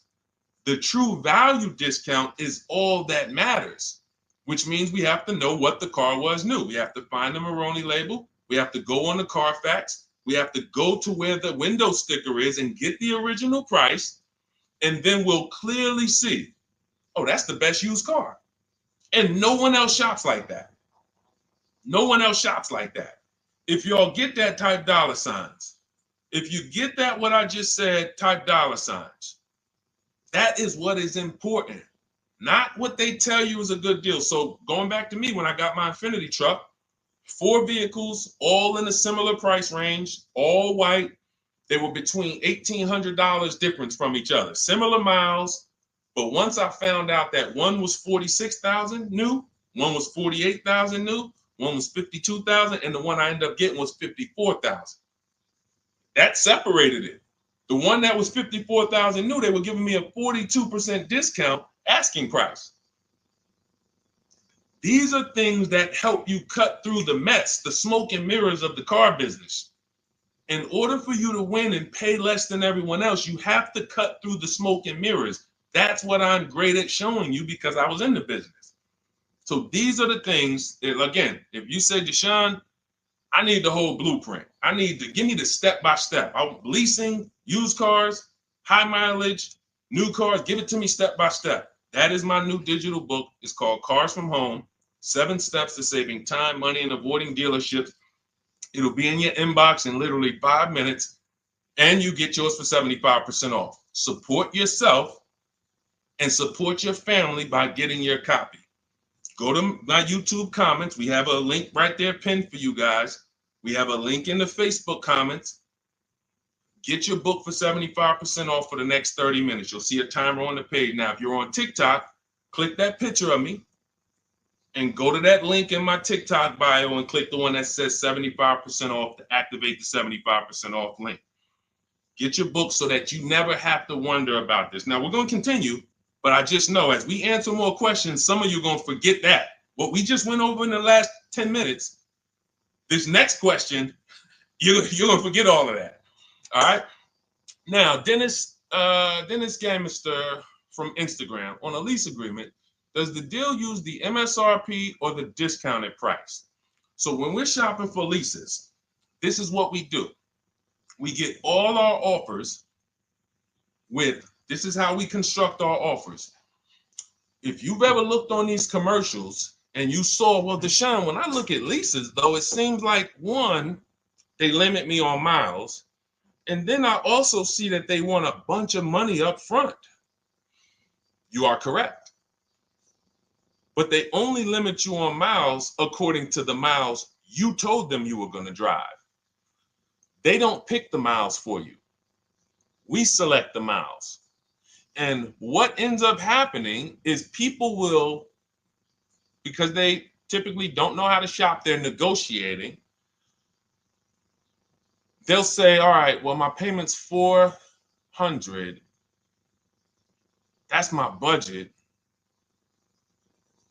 I drive more than 10,000 miles a year, but I guess I'll just take the 10. Instead of paying $20 more to get 12, they'll take the 10, and then they'll say something like, if I go over, I'll just buy it. Horrible idea. Absolutely catastrophic idea. Or if I go over, they blame the lease. They literally will get the penalty, get the bill for the 6,000 extra miles that they used, and they're charging them 25 cents a mile now, and say, man, this is why I don't want to lease, because they limit me on my miles. No, they didn't. To save $20 a month, you pick the lower miles. You can customize leases up to 15,000 miles if you want, 18,000 miles. Look at Jen. Jen just got her lease on her Honda. Hold on, where's Jen's lease? She got an 18,000 mile a year lease. Now, the way we shop is 12,000 miles per year, only first month's payment due at signing, and we shop it taxes and fees in the payment. Jen, her best offer on her Honda CR-V hybrid, which is one of the most popular hybrid crossovers in the market, she got $512 a month, 12,000 miles. That's a 1.3 lease. We'll talk about the 1% rule for great lease deals and the 1.5% for overpaying. She gets 1.3. She bumps it up to 18,000 miles per year. But look how much more, y'all. $50. So for $50 more a month, she, instead of driving 12,000 miles, she gets to drive 18,000 miles. And she gets to drive as much as she needs to for $50. Versus her saying, you know, I'm going to take the 12 knowing I don't drive 12, and then I'm going to get penalties and, again, blame the lease. The lease is custom. And the first time I learned about high mileage leases was when I was working at Hyundai. I was a manager at Hyundai for a short period of time. It was a highway dealer. The guy ended up going to jail. It was typical, like, you know, I've worked in some dealers, some phenomenal dealers, but this one was like, if you ever could imagine the prototypical highway scam dealership, I mean, this was it. So I was only there for 6 weeks, but I was a manager, and what I saw was I was taking care of this guy's lease who was just finished with it. He had 72,000 miles on it, and I went out there and I said, wait, you leased this 72,000 miles? He said, yeah, I always lease now. He said, I used to come in every time I bought a car, my negative equity was ridiculous, $15,000, $10,000. I had to keep writing these big checks, and I just said, you know, let me switch to leasing. A customer taught me about high mileage leasing. That's why when I say car salesmen aren't trained, they're not trained. We learn things by intuitiveness and curiosity, and, you know, we're not trained on finance and insurance and leases versus buying, none of that, you know. So anyway, I said, wow. And so I looked at his payment. This guy is only paying like $175 more a month, not even, to drive 25,000 miles a year. So if a normal Hyundai lease was $299, he's paying $450, $475, and he's driving 25,000 miles a year. Boom. Drops it off. Boom. No negative equity, none of the trash that most high mileage drivers are dealing with. So when we are shopping for a lease, we have to shop with our template. Whenever you're getting your lease quotes, it's 12,000 miles a year, first month's payment only due at signing, taxes and fees in the payment. Assume tier 1. That's what we blast out. In my book, I have something called the 25 to 5 strategy. We connect with 25 dealers online. You use my email scripts, copy and paste. We're going to get 5 offers. This will take you. You saw Ansley. He said, I started it Saturday. By Monday, I accepted a deal. This doesn't matter. This is a 24, 48-hour turnaround to start getting offers on these vehicles. Now, once we're looking at offers, we take the MSRP. We take the monthly payment. We divide it into the MSRP. So let's just say we're shopping for a vehicle. It's $40,000. One of our offers is $400 a month. $400 a month. No money due at signing. Just $400. We drive off. We divide that into the MSRP, not the selling price. The MSRP. So now we divide that into $40,000. we can see and we multiply by 100, that's a 1% lease. The 1% lease rule has been around for the last 20, 30 years. If you could lease a vehicle and the offers is under 1% of the MSRP, it's a steal, great value. Because these a $40,000 vehicle with no money down to buy would cost probably $800 a month on a 5-year loan. So it's incredible value. It's a steal. You don't have to worry, am I overpaying? Nowhere near. You're still in the vehicle. And we have some people who shop from home using the car. If you're Deshone, do those deals really exist? If you're on YouTube or Facebook, you can see right now, look, Greg got a 1% lease on his Kia EV6 Win, $527 a month, $56,000 vehicle. Look, Zafrina, $579 a month, $65,000 vehicle. Ansley, you saw Ansley's Infinity. Rosalie's Infinity truck. Right here. Look, it's paying $592 a month, $59,000 vehicle. 1% lease deals are out here when you know how to shop. Now, that's a steal. That doesn't mean that's the best. I mean, that doesn't mean, oh, if I can't get a 1% deal. In order to get a 1% deal, you have to not just shop. You need major support from the manufacturer. The lease program has to be good. The rebates have to be good. The residual value have to be good. The money factor, which is the interest rate, have to be good. There's a lease program that no dealer can control. So when we get these offers, that's how we're judging them. Divide the monthly payment into the MSRP. In my book, I have a calculator that I created where we put all our offers into it, and then it spits out what we call counter offers. So we get 5 offers, 7 offers, we put them all into this calculator I created. Again, this is the best $24. If you get there for $24 before that 30-minute timer and you get your copy, it'll be the best $24 you ever spent. I hold myself accountable to that. You can Google the book and read the reviews. There's software that we created that that's how you're judging your leases. You're looking and you're comparing to the 1% rule. Now, when you get to 1.5%, we can't make those deals. We're paying too much for a vehicle that we're giving back.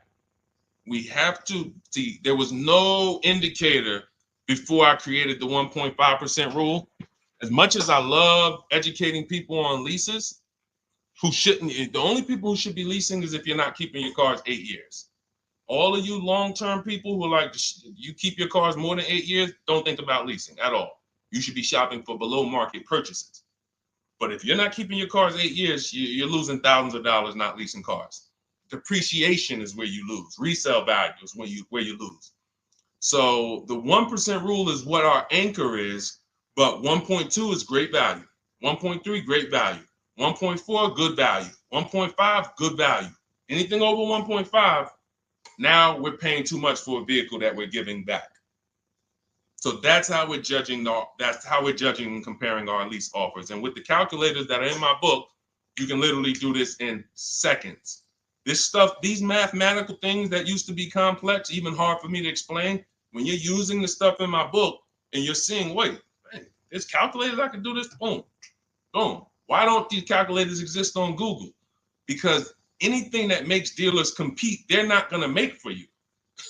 They'll make stuff for you that allows you to see more and do this and make it easier and faster and connect to get a loan quick. But competition, any tools that create competition, they're not going to make those for you, because that's where the real money comes off, when you make dealers compete. Okay, so you want your copy of Cars from Home, 7 Steps to Saving Time, Money, and Avoiding Dealerships. Click the picture of me on Instagram or TikTok. It's going to take you to my bio. You won't leave the broadcast. Click that link, and then click the button that activates the 75% off, and you'll have 30 minutes. Once the timer goes to 0, the $97 price is what you have to pay if you want it. It's up to you, but $24 is much better than $97. $97 is still a great price. I have no doubt that you guys would write me, especially the more you use this. 1, 2 cars, 3 cars. You get 1 lease this year, a used car next year, a new car about 4 years, and Deshone, what about when websites change? What about, this is an online system. Websites go out of business. Vroom went out of business. They were in my book. We used to get bids from them. to sell cars to them. When we were shopping for used cars, they were in my multiple marketplace strategy. They went out of business. I went right into the master file, updated the 9,000 people that had a book. It was probably like 2,000, 3,000 at that particular time. And the next time people opened the book file, there was no room. That's why the book is digital. That's one of the reasons. You'll see the other reasons is I have scripts that I link you to. I have PDFs I link you to, videos I link you to. I couldn't do this with a real physical book. So again, in the YouTube comments, in the Facebook comments, we have a link for you guys to get your book at 75% off for 30 minutes and use it.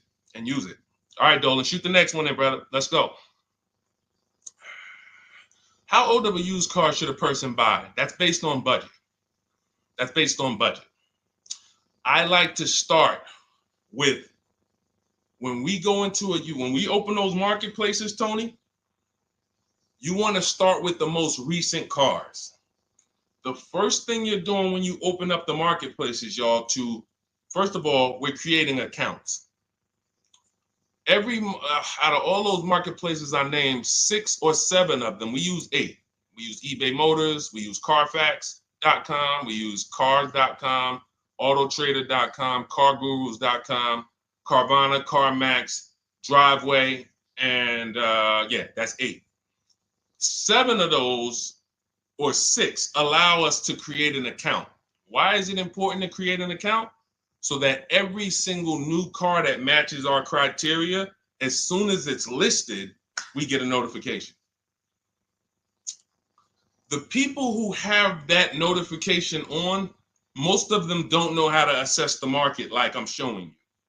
So even if they get a notification that the car was just posted, they're not going to have the information to take advantage of it. They're going to hesitate. What we do is the first thing we do after we create our account is we're now assessing the market. Where's the low prices? Where's the high prices? And I'll usually go 3 years back, sometimes 4 years back, and let's assess the market. Now, I have another calculator in the, matter of fact, let me show this to you guys. I have another calculator. It's called the Perfect Budget Calculator. The Perfect Budget Calculator. What this does, you guys can't see this on YouTube, but you can see it on you can't see this on TikTok. But if you go over to YouTube, Facebook, or Instagram, you'll be able to see what I'm sharing right now. Now, what often happens is, let me share this. Hang on. Boom. Okay.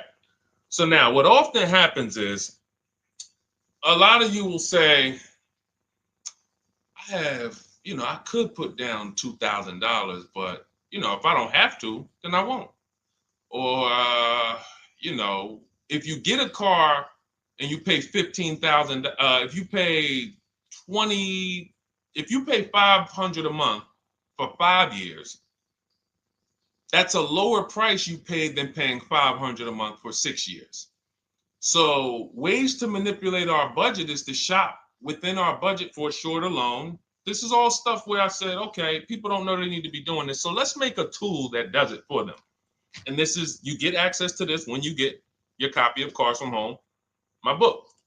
So let's say we do something called an equity assessment. Everybody who has a car, remember I was mentioning a little while ago, we go to these websites, Driveway, all these, and we find out what our car is worth. Let's say you're like, man, okay, if I sell my car to CarMax, I'm actually going to have $3,200 of equity. All right, so when I sell, I'm going to put that into my budget. All right, now my down payment, max I could comfortably do is $1,500. That's max. Now, we use the average interest rate. And in my book, I give you a link to see what the average interest rate is at the particular time you're going to be shopping. Let's just say it's 6.9. Now, we enter a comfortable monthly payment. Let's say you're like, all right, I don't want to go any more than $425 a month for 6 years. That's my max. You enter your state so we can pull the taxes and we can pull the fees. New Jersey, calculate budget goals. Now it's going to ask you a comfortable monthly payment on a 5-year loan. You might say, all right, same thing. I still don't want to go over 425 no matter what. Perfect. What this does is create multiple goals. And it creates multiple goals. It creates a starting point. Now, if you find a car at this price, $18,776 or less, you can do a 5-year loan, use none of your equity, so this will go in your bank, and use none of your down payment.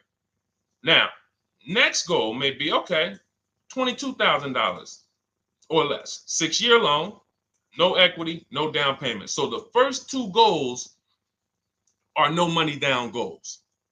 If I find a car anywhere in these price ranges, I can do these deals, no money down. Now, this is one where I use my equity, but no down payment.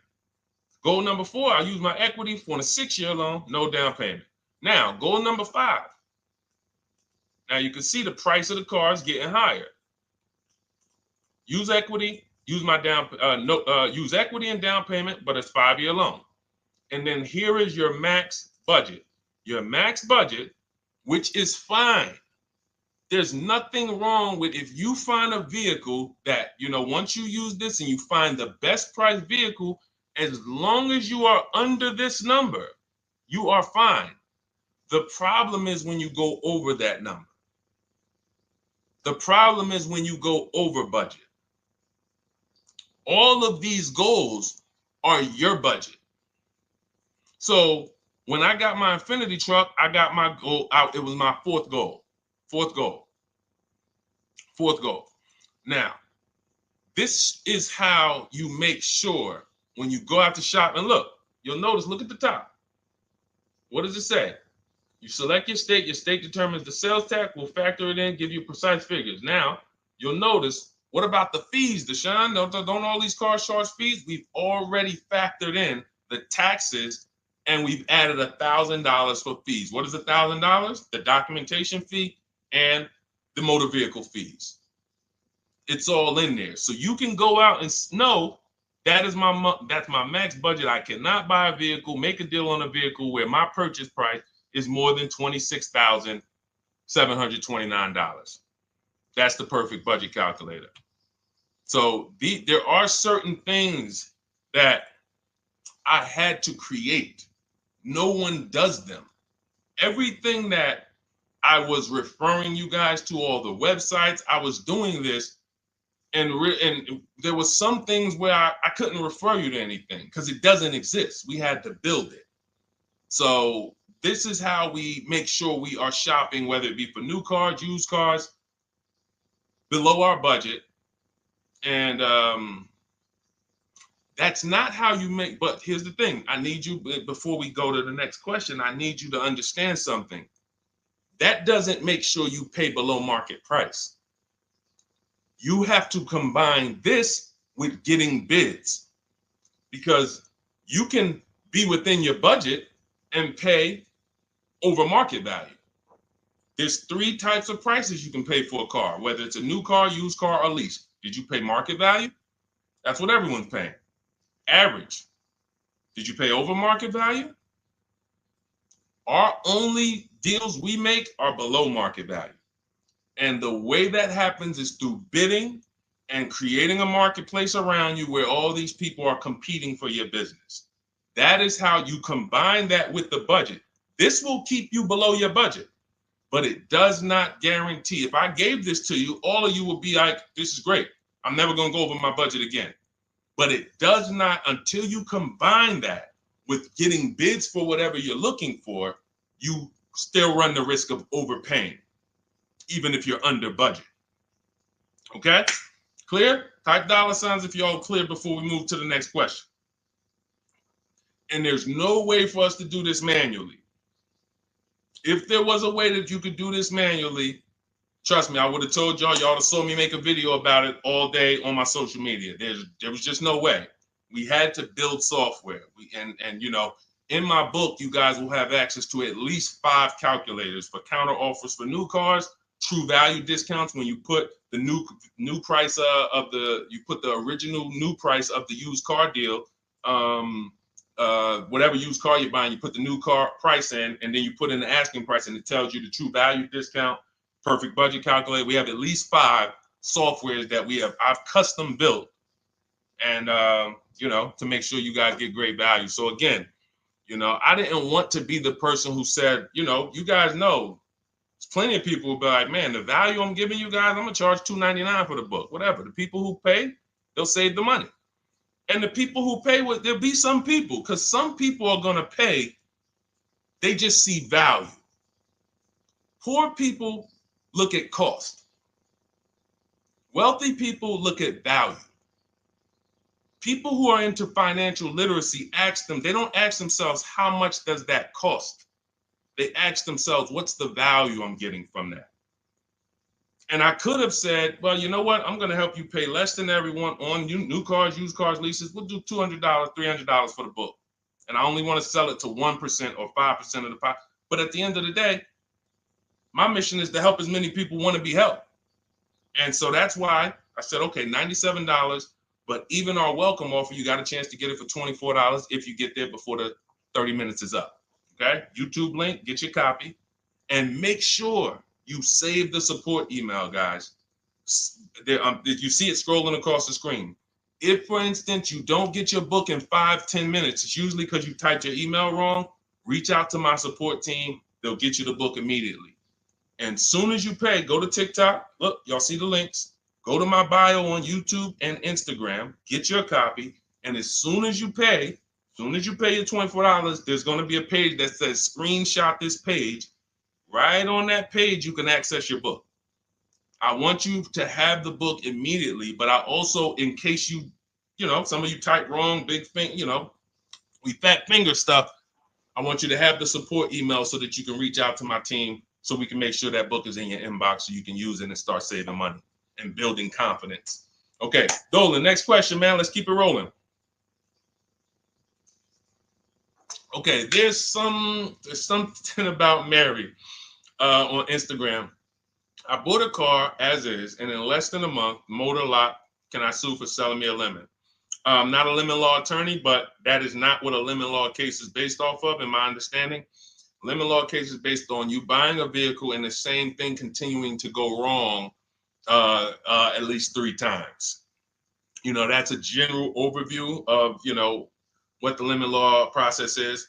And if y'all are enjoying the broadcast on TikTok, can y'all just double tap the screen and keep running those likes up? Every time y'all do that, y'all help TikTok bring more people here, and I appreciate it. If you're going to spend some time with us and, every time just you hear something you like and you're like, man, we got to share this. Oh, and shout out to Madhu for sharing. Here's the thing. I made a video about this the other day because a friend of mine got a used vehicle and the transmission went out on him in about a month. So it wasn't the engine. But when you buy a vehicle as is, it's very tough for you to have any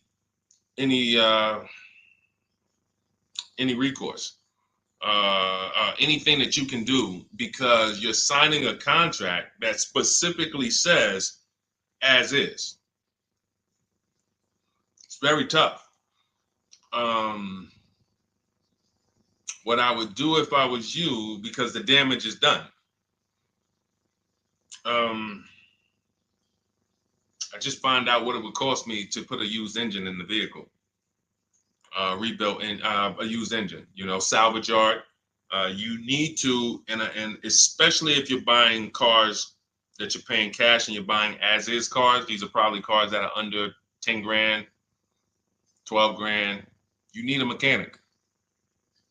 See, because that's a strategy. There is a great strategy called buying inexpensive cars and having a local mechanic so you could do what's right. Oftentimes you could drive those cars for a year or two and sometimes sell them for what you got for them because you've outlived the depreciation. Those cars are not depreciating as much unless you overpay for them. If you overpay for it, then it's going to drop because you overpaid for it. But if you pay a great price on some of these vehicles, you can oftentimes win with this, but it requires skills. One of the skills is, how do I avoid engine issues, transmission issues? So a couple things. for those of you who may be going this route, you need to narrow your search down thoroughly based on title history, service records, accident history. That oftentimes you'll see, if I typed in right now 2018 Subaru Outback longevity. That's one of the things we do. It's in the 4th step of my book. Before we get prices on anything, we do a quick 5-minute search to make sure these aren't bad cars. There are bad cars out there, but there's data that shows us. If I type that in, it'll tell, okay, these vehicles are known for lasting 100,000 to 300,000 miles, depending on how they're maintained. That means you could have a quality vehicle, but if it wasn't maintained correctly by the first owner or owners, it's going to break down. The life cycle is cut short. These are preventable mistakes by simply checking Google. Now, we narrow these things down based on title history, service records, accident history. Once we do that, I don't mind buying a 10-year-old. I bought a car that was it's my around the city car. I drive it probably 200 miles a month. I bought it from a owner in South Orange. He was a 98-year-old man. He's had it for 10 years, and he knew everything about it. He leased it for 3 years, then he bought it. So he's really had the car for its entire life cycle. That's what you want, because you're able to look and see the service records. I don't mind. We have to take the risk off of ourselves, and the risk off of ourselves with used cars to prevent ourselves from buying these used cars that are breaking down on people, and they're always in the shop, and they're dying on the road, and you got to keep the tow truck on speed dial. It's simply a matter of checking to see the reliability records of the car, which is easily accessible on Google, the way I just said, and then making sure the one we get was actually maintained correctly. And that's going to give us the best chance of having a great experience. These are the steps we must take. But in your particular case, there's probably, I don't think you have a case. You can certainly reach out to a lemon law attorney. I don't think you have a case at all. I think because it's buyer beware with cars. It's buyer beware. That means it's on you. If something goes wrong, it's on you. And so what I would do is I would find a local mechanic that I trust, that everyone loves in the neighborhood, and I've been there for 10 years, 20 years. And I would say, listen, can you find out what it would cost me to put another engine in this vehicle? My father did this on his GMC Envoy about 6 years ago. It was a 2008 Envoy. The engine went out on him. He put a new engine in the vehicle. One of the best $2,000 he ever spent, $2,000 or $2,500, whatever it cost him. They put a new engine in that vehicle. He still has it. He's about to sell it for about $4,000. He's had that vehicle from 2013. Think about that. A lot of people, engine goes out, they sell the car. It's worthless now, so they take the loss. Meanwhile, man, let me come up with $2,500, and I still got no car payment for the next 6 years. We don't need to be so quick to go replace our cars. If we follow these strategies, we can actually, I love to see more people doing that. Just go fix the car. But don't go to the dealership to fix it when they tell you, hey, the engine's going to cost $10,000. And what does the dealership say, y'all? When you have these major issues and the dealership tells you the transmission is $7,000 and a new engine is $10,000, what's their suggestion? What's their suggestion when they tell you that? Because they already know you're gonna be like, yo, what the heck? I can't pay all of that. What's their suggestion? Let's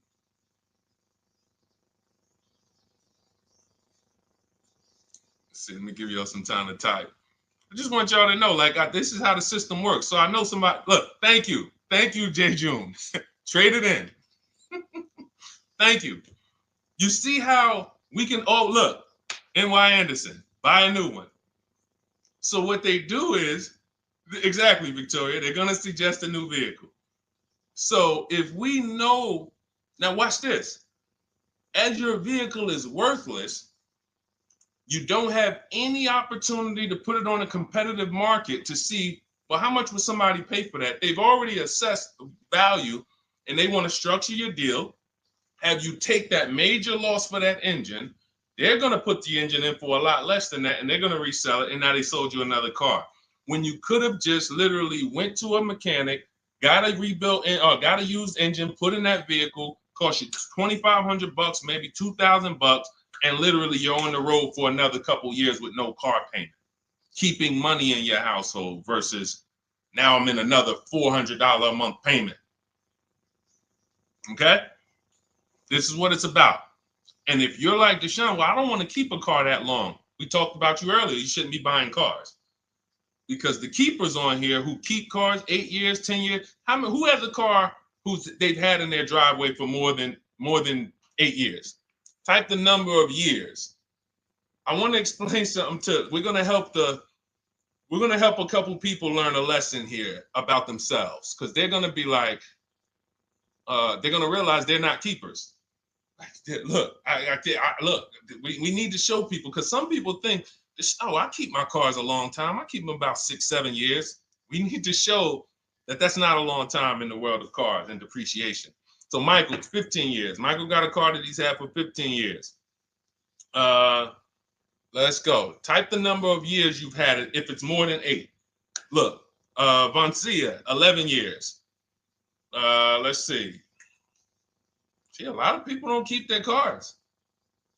Look, N.Y. Anderson said, I drove my last car 14 years. All right, Connie, 15 years. She has a 2004 Chevrolet. Tony on Facebook, 2006. Now, watch this, y'all.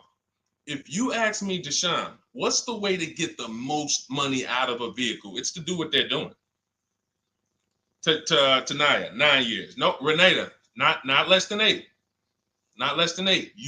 We're trying to put you into a different cat. We're trying to help you see the category you should be in. Look, 9 years. Donna, 15 years. What's so important for y'all to see about these people is that they have beat depreciation. And that means whatever their vehicles are worth today, a year from now, they're going to be worth about the same. If their vehicles are worth $4,000 today, a year from now, they'll be able to still sell it for about $4,000. But the thing is, they're trying to get the most money out of it because the cost of replacement is expensive compared to what they're doing. No matter how much they got to pay to keep those vehicles on the road every year, a little couple $100, maintenance, whatever, it's nothing compared to going and getting a new car and bringing hundreds of dollars a month or thousands of dollars in the form of cash out of our household. And everyone's not going to do that. And that's okay. You should not be buying cars. You should be shopping for below market leases. Because again, there's 2 ways to save money. Do what the keepers do. You just saw all the keepers. We shouted out all of them. And the other way is to go in and not tie money up in the vehicles in the first place. When you look at somebody like Danielle, she's driving a $44,000 Audi, 2024 Audi A3. That vehicle is $800 a month to buy, no money down. $800 a month for 5 years, maybe $700 a month for 6 years. She's paying $550 a month. She didn't tie up the money in the first place. That's the name of the game with leasing. Bonita on her Telluride. This is also to show you it doesn't matter what the market does. The market could be up or down. We're going to pay less than everyone. This is Bonita. She got a Kia Telluride during the pandemic when everybody was paying ridiculous prices. That's why I show her 2022. Look at the date. She said, I'm driving my dream vehicle, $600 a month. People were leasing. And I know if somebody watching this and they're like, if you leased a Kia Telluride during the pandemic, you are not paying what she's paying with no money down. I know it. I know it. People were DMing me, Deshone, I want a Telluride. They want $900 a month for them. I know people weren't paying $600 a month, but she came in, used our bidding system, used the same strategies you're going to have access to in my digital book. She got $600 a month from home without being in a dealership. Her dream vehicle. This is how you win. You're either going to not tie up your money in vehicles. You're going to drive new vehicles that don't have problems because they're always under warranty and you're paying cents on the dollar compared to people purchasing. Or you're going to be a keeper like Michael and like Donna and like the people who said, okay, I'm keeping my vehicle this long. That's why in my book, it's 7 steps. But the first step is to ask yourself how many years you're keeping your next vehicle. That is the first question I would ask you if you and I were shopping together. My first question to you would be, Michael, how many years you want to keep the next vehicle? 8 or more or less than that? If you said to me, Deshone, I'm going to keep it at least 8. All right, let's go for the purchase. New or used, depending on budget, but we're purchasing. We need to find a below market purchase.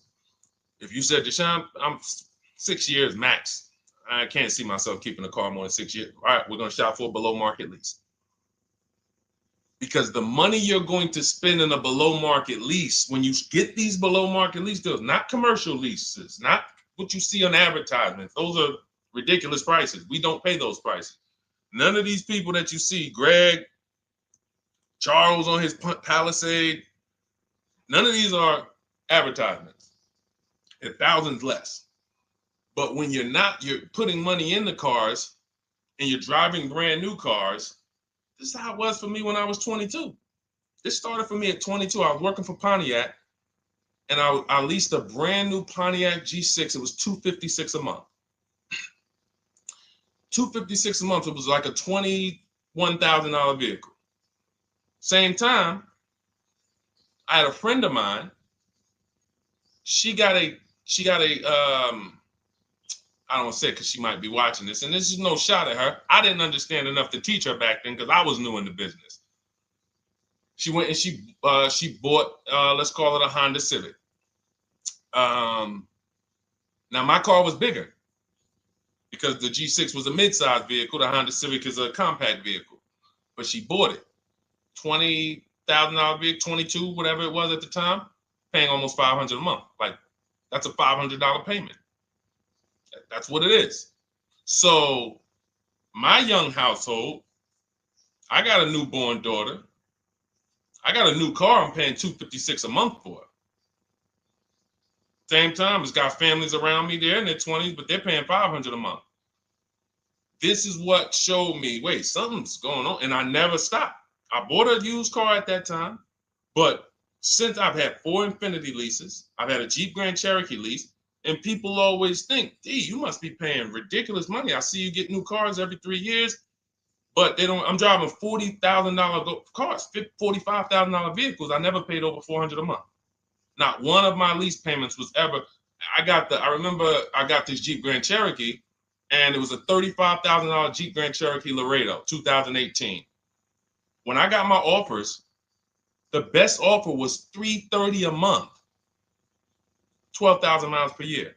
And that's what I was driving. If I was driving 15, I would have bumped it up to 15,000 miles per year. I got $330 a month. I went in there and I gave them $330 for that Jeep Grand Cherokee, and I drove off. $35,000 vehicle. This is what I'm telling you guys. This is what is called deal structure.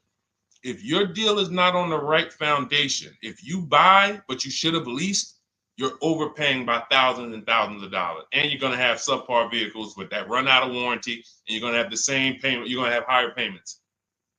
I need you out of these 2 categories. I need you in one of these 2 categories. I'm either going to keep my vehicle long enough to beat depreciation, 8 years or more, or I'm shopping for a below market lease. I'm not going to be stuck in the middle no more, buying vehicles and then selling them while they still have a loan on them, negative equity and all of this stuff. This is paramount. Okay, the buying versus leasing thing. I need most of you to put this to bed today. And I think I'm one of the only people that goes into buying versus leasing by the numbers. It's not opinion based. It's not, oh, I think you should lease if you're, depending on the car here, it doesn't matter the car. Doesn't matter the car. You can see Teddy's, let's show Teddy's luxury. Teddy got a BMW. Doesn't matter. He wasn't going to keep it 10 years.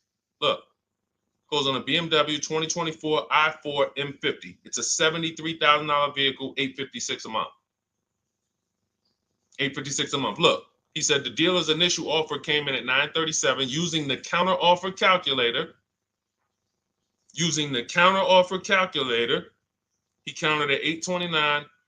8:56. If you just jumped on the broadcast, I showed you some of the calculators that I created that are in this book. In my book, there's a reason it's 5-star rated. There's a reason people that you can go read what your peers say about that book. Get your copy for 75% off. It's in my TikTok bio. Click that picture of me. Click the link. Same thing on Instagram. Go to my bio, click the link, and you'll see a button that activates the 75% off book. And if you're on YouTube or Facebook, it's in the comments section. 30 minutes only. Get your book so you can have access to all of this. Unless you just have an incredible memory and you can remember everything we talked about over the stream, but none of you can. I know none of you can. That's why, I mean, I couldn't even do it. It's just too much. We're talking about used car strategies, new car strategies, lease strategies. You guys, you're not gonna remember all of that. But anyway, let's go. All right, I think we got time for a few more. Go ahead, Dolan, keep it rolling. Make sure you guys screenshot the support page. As soon as you pay for your book, the book is on the thank you page. Remember that. I don't want you, I send you the book 2 ways. As soon as you pay, it says access your link below. Open it. You can click it and save it right to your phone or computer right then and there. If you do not save it right then and there, make sure you screenshot the support page or use the support email that's scrolling through the screen. This is not for questions. Do not send me general car questions here. I don't answer questions by email. That is strictly for those of you who have your book and you're like, or you paid for the book and you're like, okay, where is it? It's usually because the email was wrong. That's okay. Hit that support email so that my team could send you the link out so that you can have your book today and start digging into it and using it. Even if you're not shopping right now, you can still map a plan out. Go ahead, Dolan, shoot the next question up.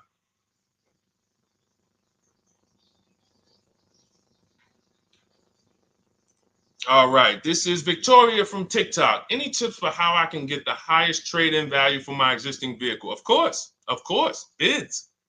Bids. First of all, you just said a curse word. You may not know, but we don't use that T word here because you're never going to get anything. You're not going to get a max value for anything trading. We are fortunate that we have the opportunity to get bids from cash buyers in the market. And I'm not talking about cash buyers like Facebook Marketplace where a person, it's one of your neighbors from your town coming to look at your car. I'm talking about institutional cash buyers. People who cut a check instantly and, they do an inspection. That Jeep Grand Cherokee I sold to CarMax, they were the highest bidder 3 years ago during the pandemic. I'm not going to tell you what I made because those values don't exist anymore. So it just doesn't even make sense. But, those of you who were watching my videos earlier 3 years ago or using my tips, you guys cashed out and made ridiculous money. When corporations were trying to make money on people, we made money too. But CarMax won the bid. I went down there. They did an inspection on the vehicle. They came back. Accounting department came, cut me a check. I walked away with a check. That's it. You don't want to trade. You want to sell. You want to break your not even break your transactions. I need you, Victoria, to realize there are three transactions in a car deal. Who you're going to sell your car to, that's one. Who you're going to buy your car from, that's another. Who you're going to get your loan from, that's the third one. Now, you're not always cash buyers. Deshone, I pay cash, then you don't need that. Deshone, I don't have a vehicle to replace, then you don't need that. But how do we make sure we get the highest value or the biggest discount? Bids. Each one, we make the market bid. So what you should do right now, Victoria, this is step 2 in my book. After we decide whether we're going to buy or lease our next vehicle, that's step 1. Then we move to what is called the equity assessment. We need to find out, do we have equity or negative equity? Equity assessment. We call our bank. If we have a loan, we find out what our payoff is. Then we're going to go to carmax.com. I'm going to give you the 6 companies. This is the equity assessment process. We do this for leases too. I don't know if we have time to go into that, but I'm sure there's people on here who didn't know you could sell a lease.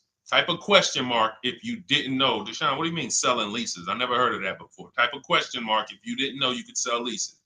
We have an equity assessment process for that too.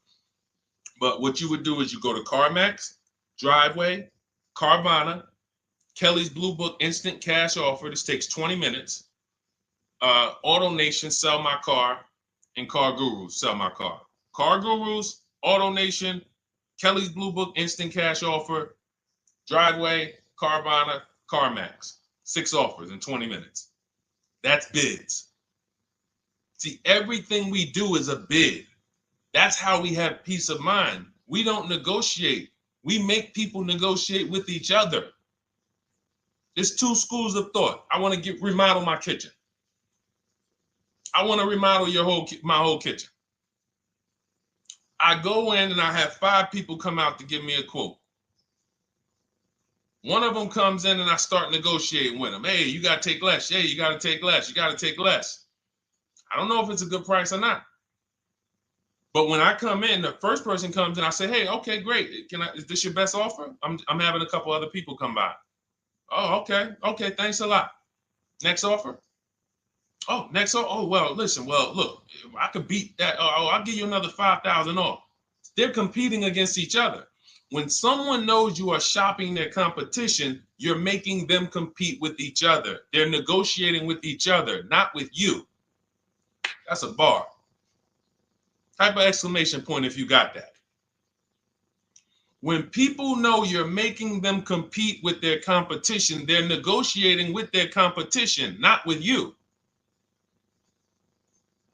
That's the power of bidding. That's why we got grandmothers and single mothers that can come in and do this. That's why we got people who can come in and do this. You know, how are people getting these prices? Not negotiating, because they're making people negotiate with each other to earn their business. They're making banks negotiate with each other to earn their business. It's a beautiful thing. Banks and dealerships depend on you not making them compete. They want to negotiate with you and try to make you imagine and make you think, well, that's the bottom. That's the bottom. And you think that's the bottom, but that's only their bottom. Their competition's bottom is different. Their competition's best interest rate is different. Their competition's best discount is different.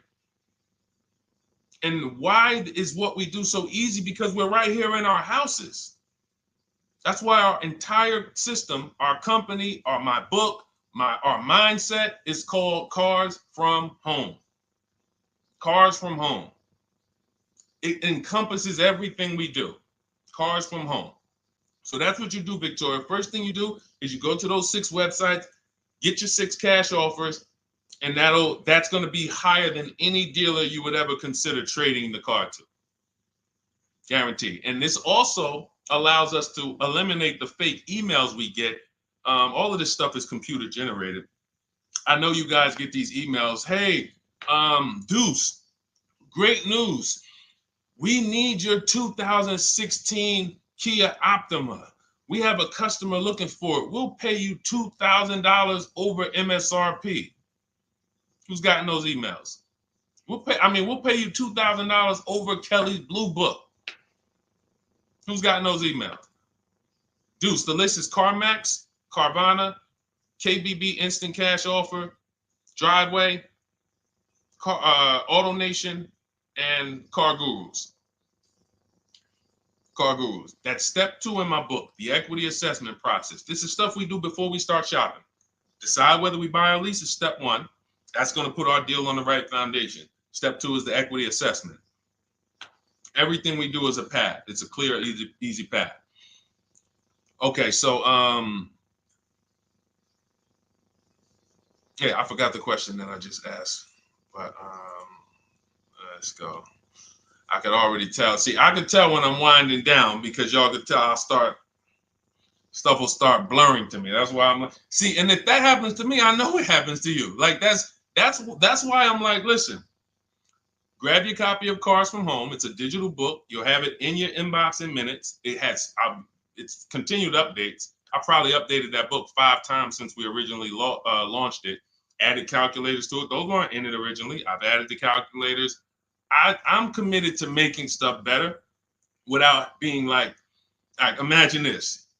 Oh, well, you bought volume 1 of Cars from Home, but I just put a new tool in, guys. Now you're going to get volume 2.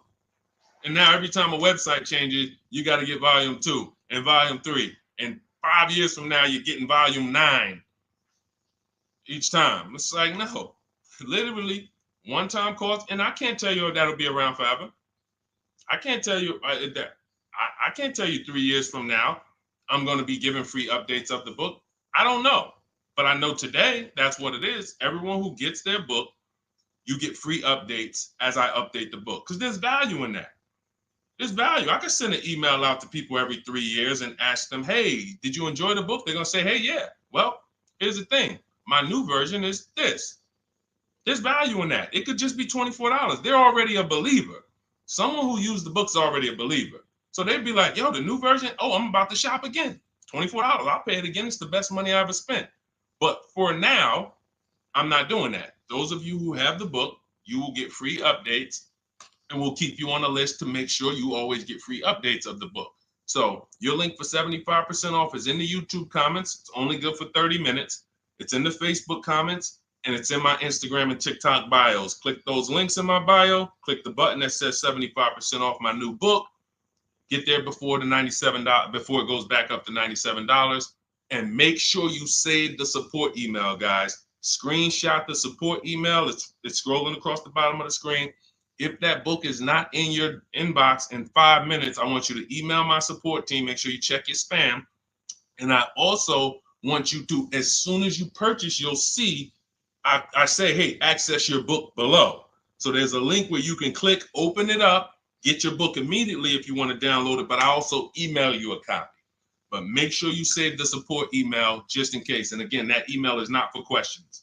Okay, it's not for car shopping questions, nothing like that. That's only to make sure you get your book. Okay, so great. Listen, great job. We've been on here about 1 hour and 20 minutes. Great questions. You guys know I like to go into detail in these questions. I would love to be able to get through 100 questions in 1.5 hours, but that's just not the way it works. We're not talking about buying, $100 items here. If we were talking about house buying, we'd have to go into detail. These are major items. This is the most expensive item y'all are going to buy behind your house. Think about that. And think about how many people are there to protect you when you buy a house. Think about how many people have licenses. See how that question got asked earlier? Can they sue if it was a house and they did you wrong? Sure. You can go before the real estate commission. People can lose their license. People can lose their ability to practice real estate. If they did something unethical, you can bring them before a court and a judge, and you can have recourse. You can get, justice. Cars, you got nobody. No one's licensed. The person who's helping you buy your car that you're sitting there negotiating with, which I want you to stop, they might have just got that job. And they didn't get that job because they're a finance expert and they're someone who understands how to help you, because they're not going to ever make you compete against. They're never going to put you in a position where you can make them compete. They'll say, hey, let's negotiate. But here's the thing. That person just got a job because, you know how many people walked in a dealership with a good smile and a good personality? 2 weeks later, they're selling cars. These are the people that are helping you. They're not licensed. They didn't go through school. They didn't go through ethics training. They didn't go through any of this stuff that realtors and brokers have to go through to help you buy houses. So when you get your car, it is on you. That's why you want me working with you. You want my blueprint. You're not by yourself. You're watching my videos. Once you get my book, you can stop watching my social media videos. I don't want you watching my social media videos if you have my book. It's just going to confuse you, because what my social media videos do is warn you what not to do. That's what my social media videos do. Don't do this. The worst thing you could do is this. The worst thing you could do is this. Don't do this. My book is teaching you what to do. It's telling you what to do. It's not an education book. It's a do this first. Step 1, do this, do this, do this. Step 7, hey, congratulations, we're taking delivery. We're not focused on that. So once you get my book, you don't have to watch my social media videos ever again. And I want to say that because a lot of people will get the book and still be watching them and trying to piece it together. You got my blueprint. You don't need those videos anymore. Okay? So always a pleasure, y'all. God bless you. To those of you who have your book, make sure you email me when you pick up your cars, send me all the details. Deshone, check this out. This is what I got. This is what I paid, so that we can bring you guys into the stream and continue to tell everybody about you. So about the results. All right. God bless y'all. I will see y'all on the next stream. Always a pleasure.